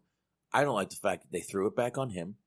I don't like the fact that they literally took every single ounce of blame off of them, threw it on him. He did not design the T-shirt. Albert Hardy Jr. did not design that T-shirt. Your designer did. Might want to have a little talk with your designer. Is all I'm saying. All I'm fucking saying. And you might not want to throw it all on him. Literally, the last statement in that, where all they had to say was, literally, if they had started with the last sentence, one sentence, all they needed. He requested the logo shirt be redesigned. No T-shirts were sold. That's all I needed to know. Yeah. Or at the very least, put it to you like this. Bad judgment was used on our part. We apologize for anybody that was offended, including Mr. Hardy, and, we're going to move forward on this situation. I just feel like just accepting some accountability, because to play devil's advocate for a second, you brought up the designer there, Box. Mm-hmm. And I don't mean this as a slight against Jordan Myles, but he's way down on Vince McMahon and Triple H's list of priorities they have to worry about. All right. So could it be that, like you said, the designer put this shit together? Somebody threw a contract in front of Triple H or Vince, said, "Okay, we got these designs that need approval," and they just signed off on it without actually looking at the designs, just because it's a bunch of NXT shirts. Jordan Myles is, like I said, low on their list of priorities. So it's just one of those things that kind of slipped through the cracks, because WWE is a big company. Mm-hmm. It is a big company. And like I said, the shirt was, like I said, I'm not trying to absolve them from blame. Shirt is racist as hell. But in a company that big, something like this, because it's low on the priority totem pole, it could have slipped through the cracks. It could have, but again, if they're collaborating, I don't think it would have slipped through the cracks. I really don't. I'm not. Again, this was handled horribly on both sides, and I'm not putting blame on Jordan Myles. I'm putting more blame on WWE here. I have to. It's got to be, dude. You've got to put the blame on WWE. They made the shirt. They designed the shirt. Plain and simple. It stops there, in my opinion. That's where it stops. No one else designed that fucking shirt, dude. I don't think that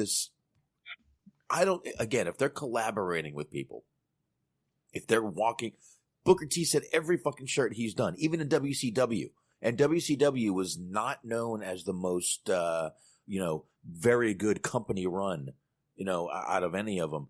Even they were doing it there.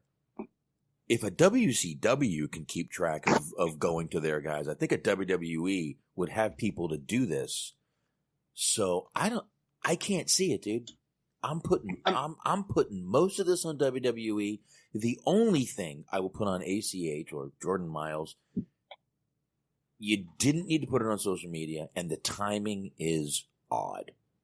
Very odd. The fact that this happened months ago, but dude, 98% of this, in my opinion, is on WWE. The other 2% is on him for actually, putting it out and making it public.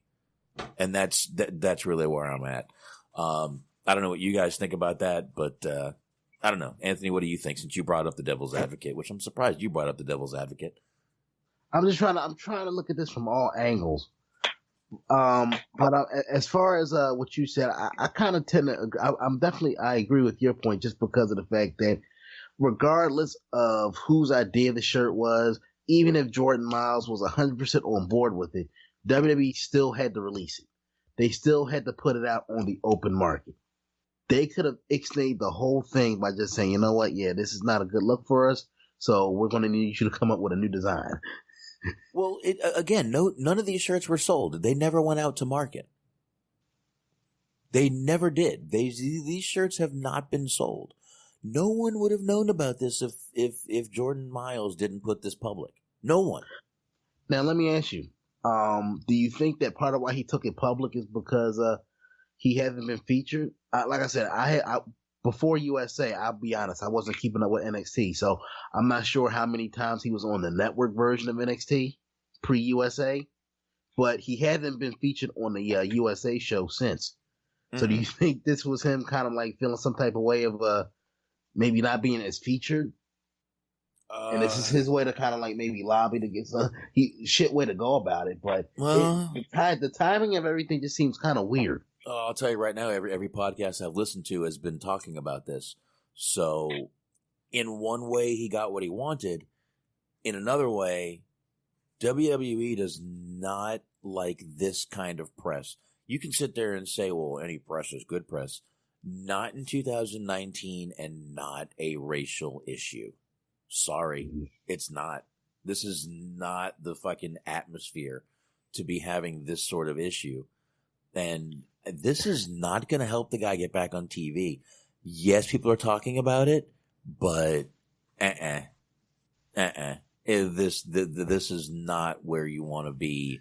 This is not the hill you want to die on in a company like WWE, bro.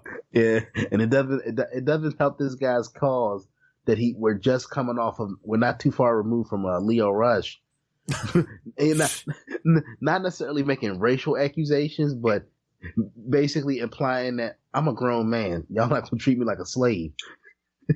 Yeah. I understand wrestling used to be a certain way, but I'm not gonna be carrying bags and being a gopher for which I kind of agree with. But I kind of saw both sides of that situation.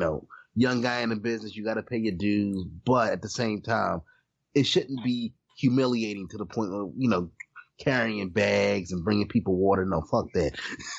Yeah. No, I do. I totally agree with that. Actually, I'm actually with Leo on that. I mean, a little bit of a little hazing. I get it, but yeah, carry your own fucking bags. Listen, hazing is one thing. Being a total dick is another. So there's a line, and not everyone has the same line. So everyone's line is shorter than everyone else's. You know what I mean? But again, dude, this is really the only thing I put on Jordan Myles is the timing and the fact that he made it public. That's only that's two things, because no one would have known about this if he didn't. Again, these shirts were never put out. They were never sold. They're not on WWEshop.com. He did nix the idea. But that's the only thing that's him. All the rest, WWE made the design. They did everything else. It's mostly on them. But let's get a little more of this Booker T thing in here. Let me play a little more. Here we go. So therefore, is it something that should have been discussed? Is it something that should have been talked about? Yes. But this going to social media crap is the worst thing I've ever seen in my life. That's you could be working at Jack in a Box, and if something happened, you want to go to social media and talk about it. Your business at your job is your business, all right, with that company. It's not for the world to come in. I don't know when the last time somebody on social media signed my check, okay? All right? So, and okay, now you say, okay, just because people on social media don't sign your check, they should know what you're doing? You damn right. That's why. They have no reason to be in my life from a business aspect, okay? And I'm venting a little bit right now because I'm a little hot about it, because my name has been thrown in it first and foremost. Something like this, if it does come up, it should be handled, and it should be handled behind closed doors. Now, I say that because I've had many of racial issues that I have dealt with in this business, and not one of them have ever been on social media. I've never complained to social media about any racial situation that I've been in, and I'm going to tell you right now, if anybody knows me, anybody in this wrestling business knows Booker T, they know exactly what I've gone through and how I've handled every situation. There have never been a racial issue that have gone over my head or that I've swept under the rug. Every single time someone has said anything racial around me, I've handled it.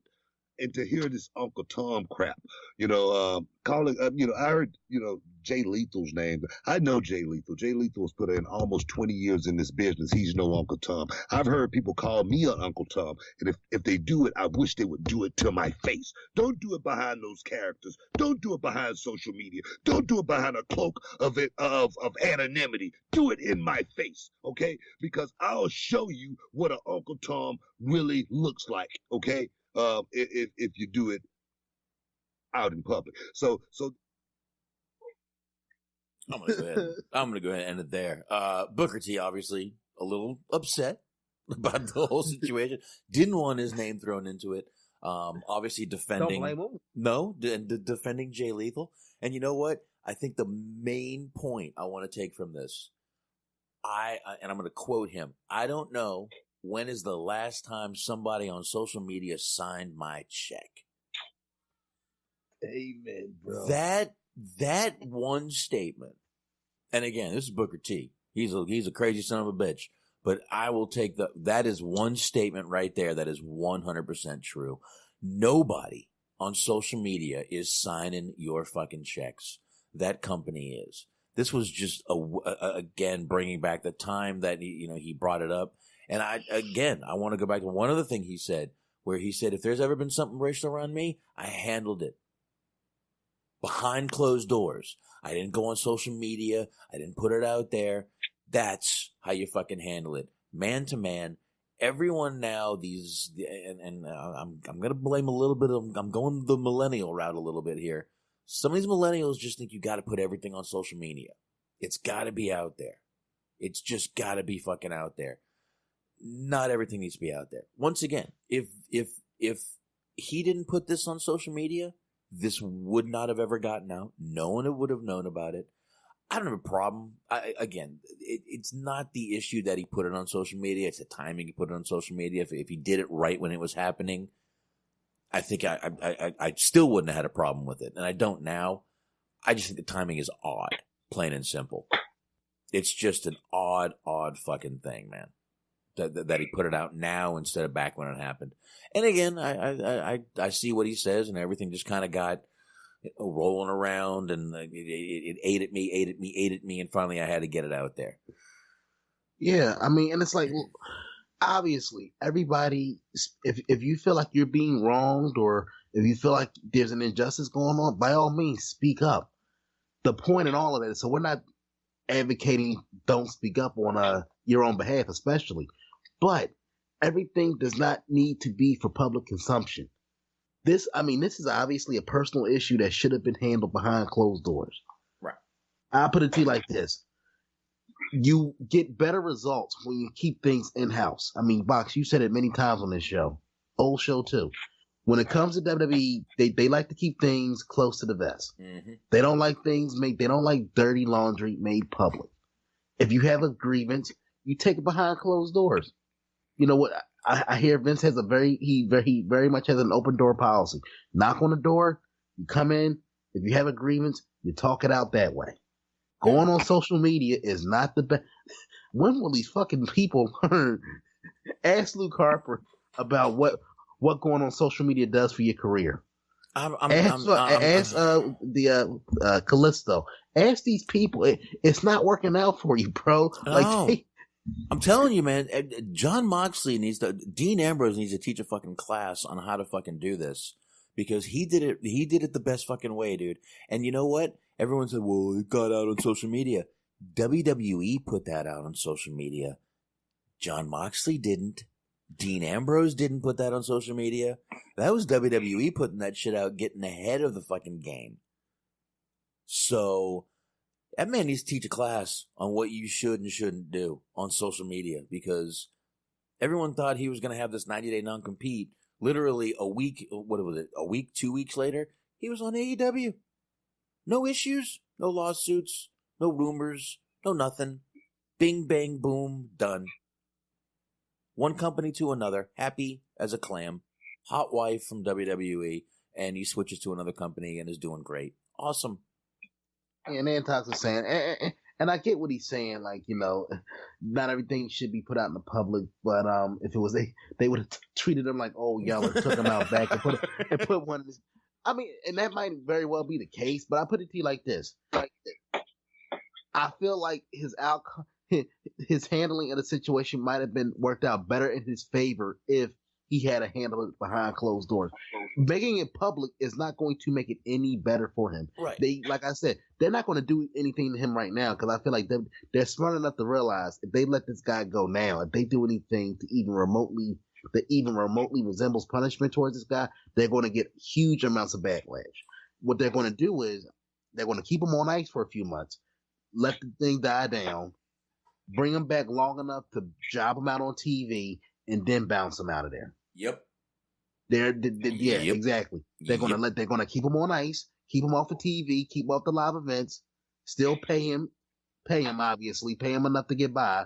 But once this story's died down in about 6 months or so, they're gonna bring him back to TV, job him out for a few months, and then they're gonna get rid of him. Yes, they're running Play 232. Dang. Let's run Play 232. You know which one it is. Yes, I got you, Vinny. I mean, Box, do you see this story in any other way for this guy? No. No way. There's no way he can come back from this. Where there's no redemption story for him at this point. He flat out called the company racist and fraudulent. I don't see coming back from this. Not at all. I think you're 100%. They'll wait a couple months. They'll bring him in. And I'll tell you what, he's not going to be on USA. They'll have him doing dark matches or whatever. But there's no way. They ain't giving this guy no TV. No. I have a better chance of getting a match on USA before this guy does. Yep. Yep. And I'll tell you what, they may decide it's worth the fucking the 3 days of attacks they're going to get rid of this guy and release him. They may decide it's worth it. I mean, literally, that's all they'll get is 1 or 2 days of attacks, 3 at the most, and then it'll be over. They'll move on to the next fucking mission they'll move on to their next mission. So you don't think the backlash should be enough for them to go, man, that was a bad idea? No, I don't. They may not. I don't know. They'll probably run, like I said, Play 232, which is your play. So we'll see. I don't know. Smark, you got anything on that, or you want nothing? What do you got? Yeah, I've been kind of keeping quiet for a minute here, but I got a lot on that. First off, real quick, the Jay Lethal thing, I think it's absolutely ridiculous. Like, to call him an Uncle Tom, like, okay, they did not break into the business together at the same time. They were not friends. This is not like a Punk turning on Cabana situation where they're like litigation involved. Jay Lethal does not owe anything to ACH. Jay Lethal's concern should be with Jay Lethal's career, and there is no proof that says otherwise that ACH would have done anything different if he was in Jay Lethal's position for Jay Lethal. Okay, you can talk about whether or not they should have put the belt on somebody else that was of color. Like, you can debate the type of people that they had there, whether or not they deserve to be champion. In my opinion, the only person that didn't get that opportunity was Moose.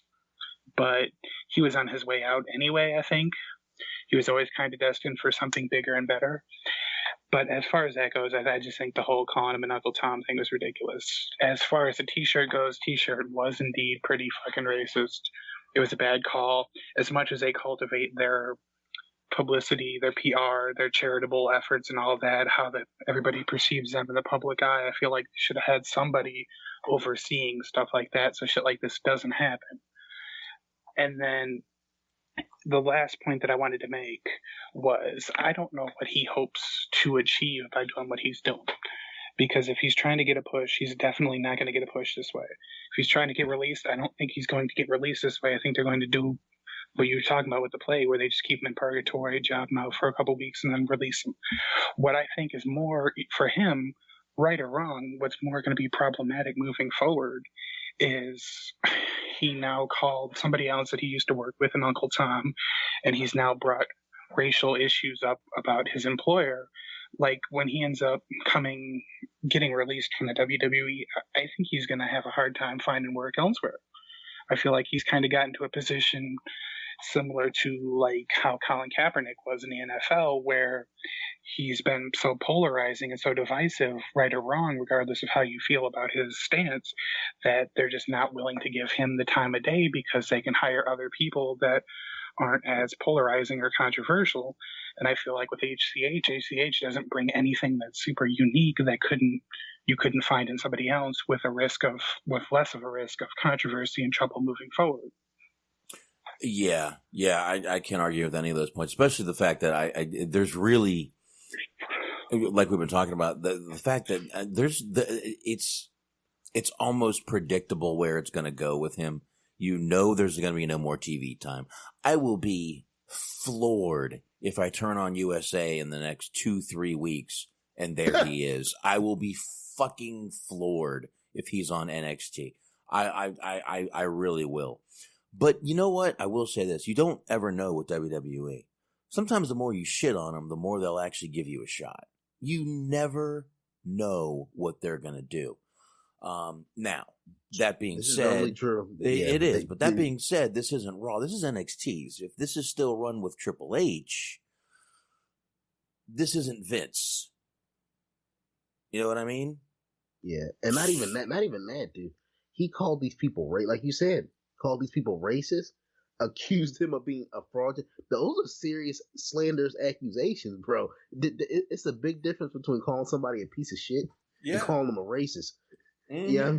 Yeah, I mean? So that's not something that they're going to forget. No, I'd rather be called a piece of shit any day. Exactly. Yeah, exactly. But I think we're gonna wrap up that. I've got. I say fuck Crown Jewel. Ain't nobody watching that shit, dude. Nobody cares. If you want to give your predictions, you can do it on Facebook, Anthony. Okay, folks. I looks like I've been a Jordan Myles. No, we're over 3 hours, and I want to talk about Rob Van Dam a little bit, Anthony. Number one, I've got a little clip of Rob Van Dam. I guess he turned heel on Impact, is what I've heard. Attacked Rhino. And that's the thing. Rob Van Dam's a heel. Yep. Did he cut the ponytail? No, didn't cut the ponytail. Still has the undercut. But he cut this little promo on Impact about how there wouldn't be a lot of guys around if it wasn't for him. And after that, we're going to get into RVD and his and RVD just being the fucking absolute fucking man. But anyway, let's go ahead and play this clip. It's only a minute and a half. Here we go. I'll let you know a little secret. You want to know where RVD got his moveset from? Right here. Amazing, huh? You know where pretty much the entire current generation of wrestlers got their moveset from? You do know. You do know. There's so much wrestling on TV now, right? It was like 6 days a week. Let's face it, without RVD, there would be no Kenny Omega. There would be no Daniel Bryan. Without RVD, there would be no Young Bucks. A lot of people would call this stealing. You guys doing all the RVD moves. Now, it's an entire different landscape, professional wrestling, than when I was coming up. I mean, everybody was like 275, 300 pounds, big dudes, like rhinoceroses. Rhino, you want an apology? Well, I'll try to find you one, bro. Come on, I'm not sorry. I'm tired of carrying Rhino. I carried the whole ECW, and if you think I'm lying, just think about it.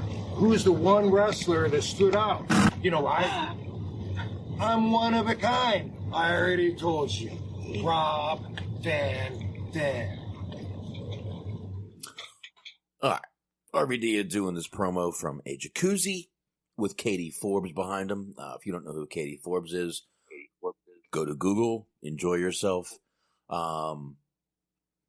So yeah, RVD turned heel, and I actually like this RVD. This is kind of back to the old ECW RVD, cutting the. Actually, I think this might have been one of the best promos I've ever heard RVD cut. I don't know if anyone else here agrees with that. Oh, I definitely agree. It takes me back to the Mr. Monday Night days. Yeah. You know, self-absorbed, egotistical, where he was a pure heel, pure egotistical asshole heel, and not like the cocky baby face. There's a difference. Because when he was Mr. Monday Night, he cut better, more concise heel promos. Yeah. And they weren't just, he actually had a vocabulary. It wasn't just dude, whatever. He actually talked. He formed sentences like he just did there. So for those who are only familiar with WWE's interpretation of Rob Van Dam, that was proof positive that yes, he can formulate sentences. He isn't just a dude or whatever type of guy. Yep, and that last little comment was actually his old song, "One of a Kind" by the band Nonpoint. So he even referenced his old song, which was pretty cool. You know, and that was even his WWE song too. And the thing of it is, it was a lot of what he said was accurate. You could say a lot of the guys today took what he was doing in the '90s to another level, which I'll agree with.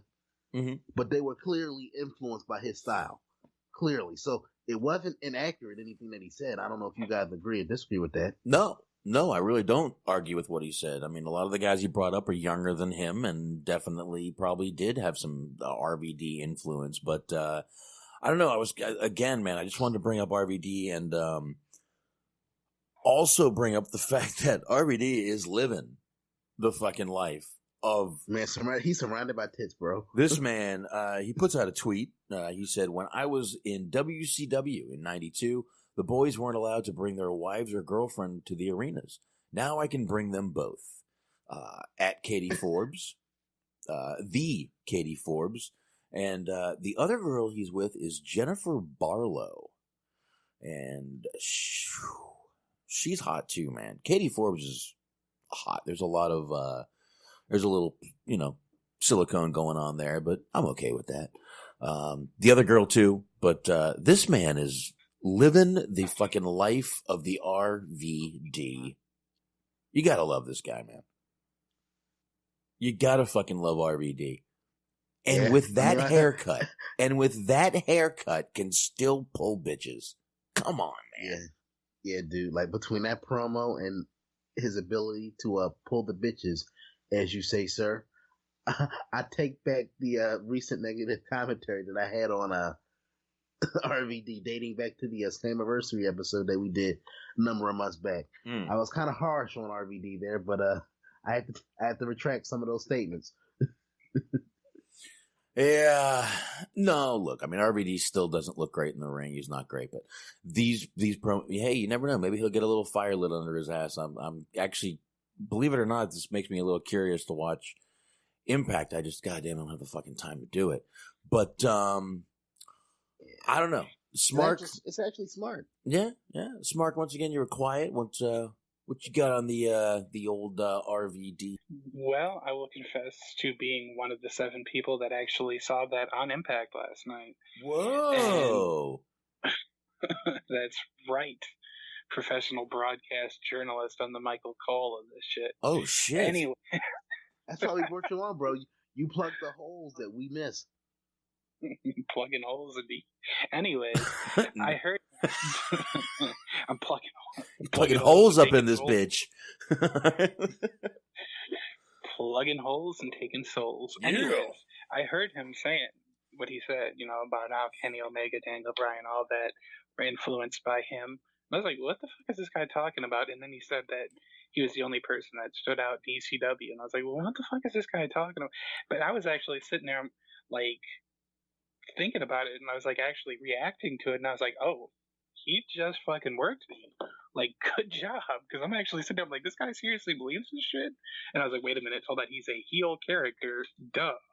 Like, he probably does believe some of that at the end of the day, but regardless, I like what he's doing. Like, he's at a time now where, like, everybody, I'm gonna sound like fucking Jim Cornette here, but like everybody, like there's Dungeons and Dragons gimmicks. There's like people that are like, video game gamers doing gamer gimmicks or whatever.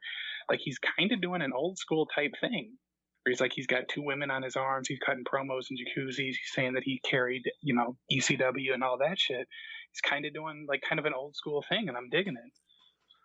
Yeah, I mean, how can you not, man? Like you said, man, 2 fucking hot girls on his arms and going around, and great shit, dude. Listen, even if he's not banging both of these girls, he's banging that Katie Forbes chick. Jesus Christ, she is gorgeous, dude.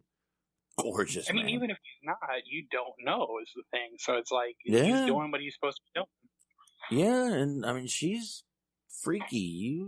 She might be into that. So, hey, man, I say good for that, man. That's what I say. God damn it. But I don't know. What do y'all think? What you got, Anthony? No, I said, at the end of the day, I think that the more I sit here and think about it, the heel turn was the best thing for Rob because obviously he's older, he's slowed down in the ring, so I'm assuming we're going to see a change in his in-ring style going forward too, especially since he's a heel. He won't have to rely so much on the high-flying babyface aspects of his moveset because it gives him an excuse not necessarily to be lazy, but to slow it down. Learn how to work, kid. That type of thing. Yeah, I guess. Yeah, definitely. But I'm just, man, that Katie Forbes. I got a picture of her up here. God, it's a good picture. Anyway, last thing we'll go ahead and end on. One thing we'll talk about for Crown Jewel, just so we can say we talked about Crown Jewel a little bit. They did manage to get a women's match over in Saudi Arabia on this trip. It is going to be Lacey Evans versus Natalya. As disappointing as that is, that it's these two, at least this is a definite step forward. The fact that they're actually going to have these girls out there. I'm sure they're going to be covered from damn near head to toe, but this is actually history making, believe it or not. So, I don't know. What do you guys think about that? Natalya versus Lacey Evans, the first ever women's match for the first women's match going to be in Saudi Arabia this tomorrow. Actually, nothing. I mean, the match is going to be trash, but good for them making history. I'm actually a little bit surprised that they didn't put Charlotte in that spot or Sasha or, one of the more high profile women. It just seems kind of weird that they would just pick. Why do you think they picked these two? The Natty had, she's meant less than shit and I don't know how long. Lacey Evans, all due respect, I understand, war veteran and all that kind of stuff, legitimate woman, but she hasn't really been impressing people. What do you think it was about these two that said, let's put these two in this spot? Because this is a pretty prestigious spot to put 2 women in. And the match, they ran the match into the ground. Yeah, you're right. And Natty was over there last time with Alexa. They didn't have a match, but they were over there. Lacey, you got me. I can't think of one thing I can't think of one reason. Lucky? Her background, maybe they don't. I don't know. I'm reaching. I'm fucking reaching. Azul says they can afford to lose him. That was a smart type answer. You Congratulations, sir. That's a crazy motherfucker anyway. Yeah, but I don't know. I got nothing on why they picked Lacey for this. Natalya, like I said, she was over there last time. I really would have seen Natalya versus Alexa as just a throw together match for them more because Alexa was over there last time too. But I don't know. I guess we'll see. I mean, they don't want Mandy out there. I'll tell you that. She's just too goddamn smoking hot. So, but I mean, this is big. Women's match. First ever women's match in Saudi Arabia. Who knows? Maybe it's big enough for them to close out with. Maybe I don't know. The main event. I don't know. Maybe someone's going to walk in and just go, I don't know, why does the floor smell like bleach? I don't know. Smark, are you going to be checking out the show? No, but I will say to comment on that. First off, I've never hoped more for a wardrobe malfunction in my life. Like, I don't care which one it is. I just, like, come on, just one titty. Just one titty. And then as far as that goes, like, on a little bit more of a serious answer, like, do we know for sure that this isn't going to be, like, some, like, pre-taped shit? That's good. That's actually a good point. I wouldn't think so. It's like, I wouldn't be surprised if they record it like before they open their doors or like on some dark match type shit. It's not listed as the pre-show. Hold on, let me double check. It's not listed on the pre-show. The pre-show. Hold on a second. Let me go here. Hold on. Like, I'm not saying for sure that's what I think is going to happen, but I wouldn't be surprised if it did end up happening. No, I get you. The pre-show match is actually the Battle Royal with all the guys in it. So I don't think this is going to be a. Listen, Hulk Hogan's coming. Oh, they probably like Hulk Hogan over there. I don't know. I'm a little bit genuinely concerned about as often as like Ric Flair has been coming out drunk. The idea of like him being live. He's gonna have, he's gonna be sober over there. But yeah, but I don't know, man. I got not much more on that. And on that note, we are really going late tonight. We need to wrap this motherfucker up. We're at probably around 3 hours and 25 minutes here. You guys ready to wrap this up? Yeah, we can wrap it up. I hope so. Like I said, we're fucking running really late here. But Jesus Christ, I appreciate everybody sticking around in the chat room as long as you guys have for this long fucking show. We had a lot to get to. Spent a little more time on the, what do you call those things? Reviews than we wanted to. But we shortened them down as much as we could. Jesus Christ. It shows, little ADD on this show. What are you going to fucking do? What are you going to do, right? But hey, we cut out the Crown Jewel review the predictions because it's fucking Crown Jewel. Yeah, it's a pretty pedestrian show, but we'll cover it on Friday. Well, at the very least, we'll cover the results. Really? Don't make me watch this shit, dude. All right, I'll try to watch it anyway. We'll do that. Definitely appreciate, like I said, appreciate everybody in the chat room that stuck with us all fucking night and listen live. Appreciate everybody going to download this. Real quick, don't forget to check out Wrestling OD. Don't forget to check out Nuclear Heat Graphics. Check out Shaheen over there. NuclearHeatShop.com. Don't forget to check out Wrestling's High Marks over there on YouTube. Great bunch over there. Don't forget to check out... Jesus, I'm doing this from memory. I never pulled up. Bobby Anthem, Bobby Blades over there on the Inhuman Experience. Always make sure you check out those guys if you're into a little bit of the paranormal and conspiracy theories and even a little more than that. So go ahead and check those guys out. And you'll also get Bobby Anthem in Searching for His Lost Soul. And of course, me and Anthony and Smark will be back Friday night. We will get into a lot more Friday night. We'll get into SmackDown. We'll get into SmackDown ratings. And we will get into David Starr. I will save that for Friday, because if we get into that now, I might lose my fucking mind. I don't have enough beer to get into David Starr right now. We will get into that Friday. I forgot about that one. We will definitely get into that Friday night. And yeah, definitely. Once again, appreciate everybody fucking listening. Appreciate, obviously, Anthony for joining. And Smark, we will see you Friday also. So that's it, guys. Appreciate it. We will see you guys next time. Later. Bye. Bang, bang, bang. You still here? It's over. Go home. Go.